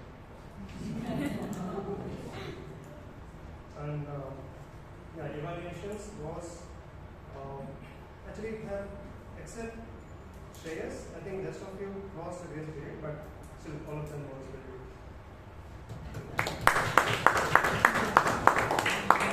45 minutes was definitely worth it. Moving on to the counter, sir, Mr. Fazlur Rahman.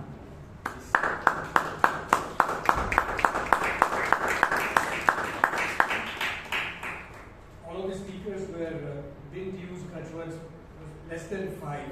All of the prepared speakers were less than 5. And in table topics, nobody crossed more than 2,000.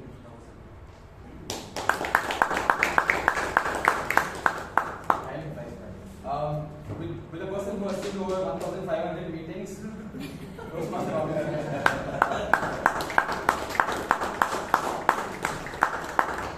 Are we going to 1,500? Yes. Now, my report is team was used by 3 persons: Himani, Pandey, Bhavana, President, and Gangaadhar. 4 persons. Then excellent use of English language.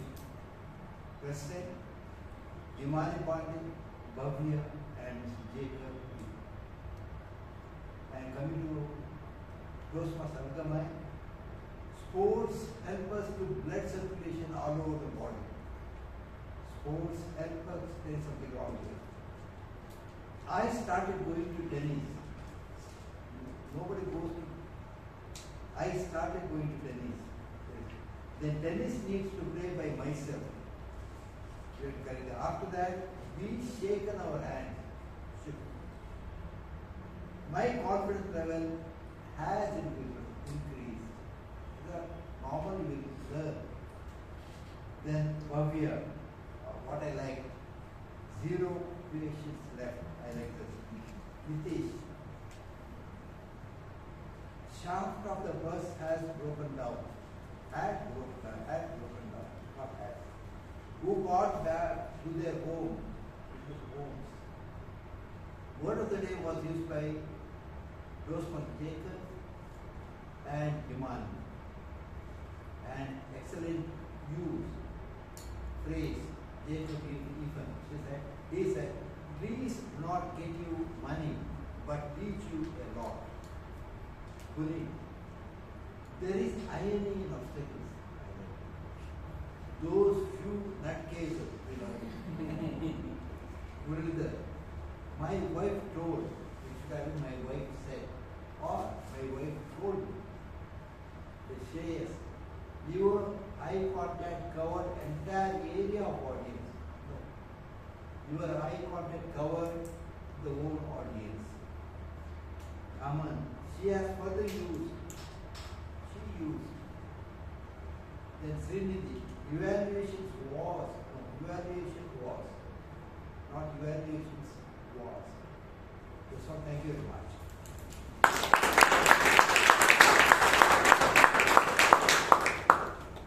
For the tactics, well written, well listened report, give them a huge round of applause.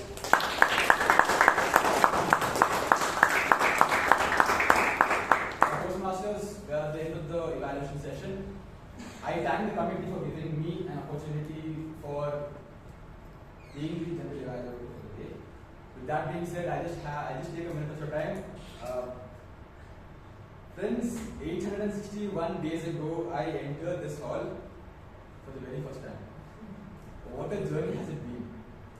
I learned to talk, I learned to fall in love with books, and I learned to write as well. But now, as I embark on a journey of marriage with actuarial science, I will definitely miss each and every one of you deeply. To name a few, Toastmaster Anand, my mentor, who has guided me. Toastmaster Priyanka and Toastmaster Paul, with whose committee I was part of. But last but not the least, Toastmaster Robinson, who's been guiding me from 8th grade in public speaking. I will be back with a bang. Meanwhile, enjoy the interval and back to COVID.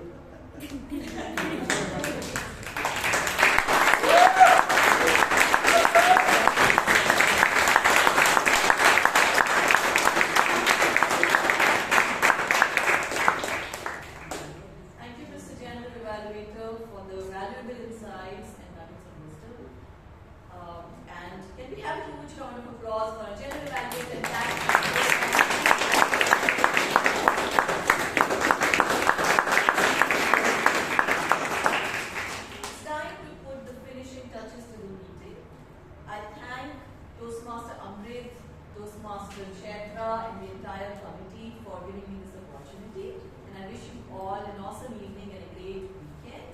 With that, I hand over the controls of the meeting to our president. Oh, 1 second. The voting links for submitting the entries for best vote takers has been shared on the WhatsApp group. The password is again 0000.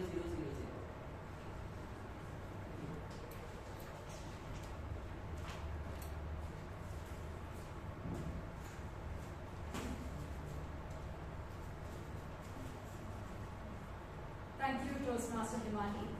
Can we give a huge round of applause to every single person who has come here on stage today?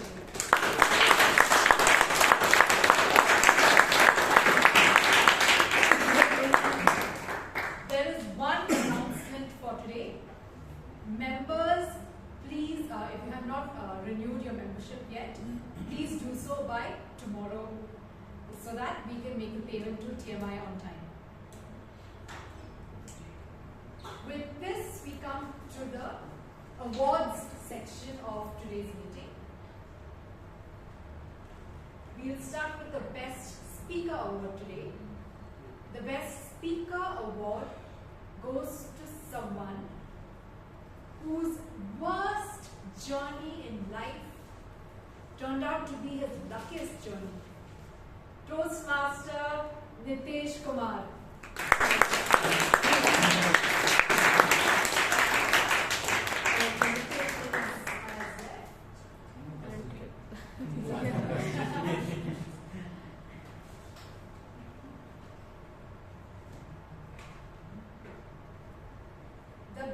Evaluator Award goes to someone who gave a very comprehensive evaluation full of suggestions. Toastmaster Amand Isani.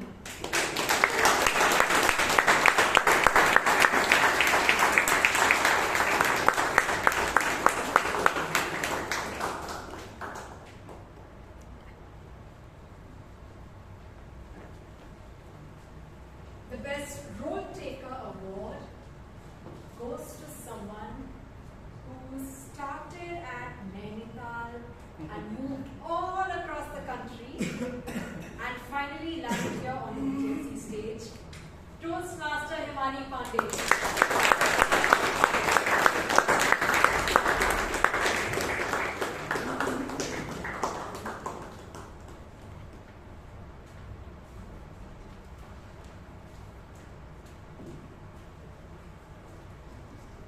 The Best Auxiliary Role Taker Award goes to someone who has seen close to 1,500 meetings.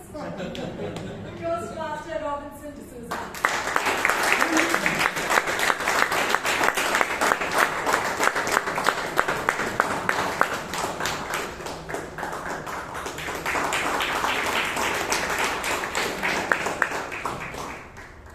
And the Best Table Topic Speaker Award goes to someone whose inner warrior came out on stage today. Thanks to all of our BGMC members. Toastmaster Amrith.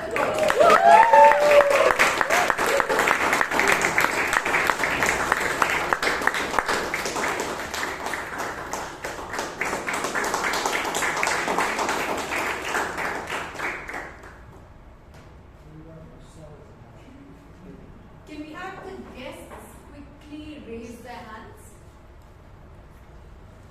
Okay, thank you guests for attending today's meeting. I hope you all thoroughly enjoyed the meeting. We are almost at the end of the meeting. Please, as soon as we close the meeting, take your snacks and meet me outside the door so that to hear a walkthrough about what Toastmasters is about. With this, we come to the end of today's meeting. I close meeting number 1495. Can we have the roll takers here for the your awardees here for the picture? Yes, please start collecting your snacks.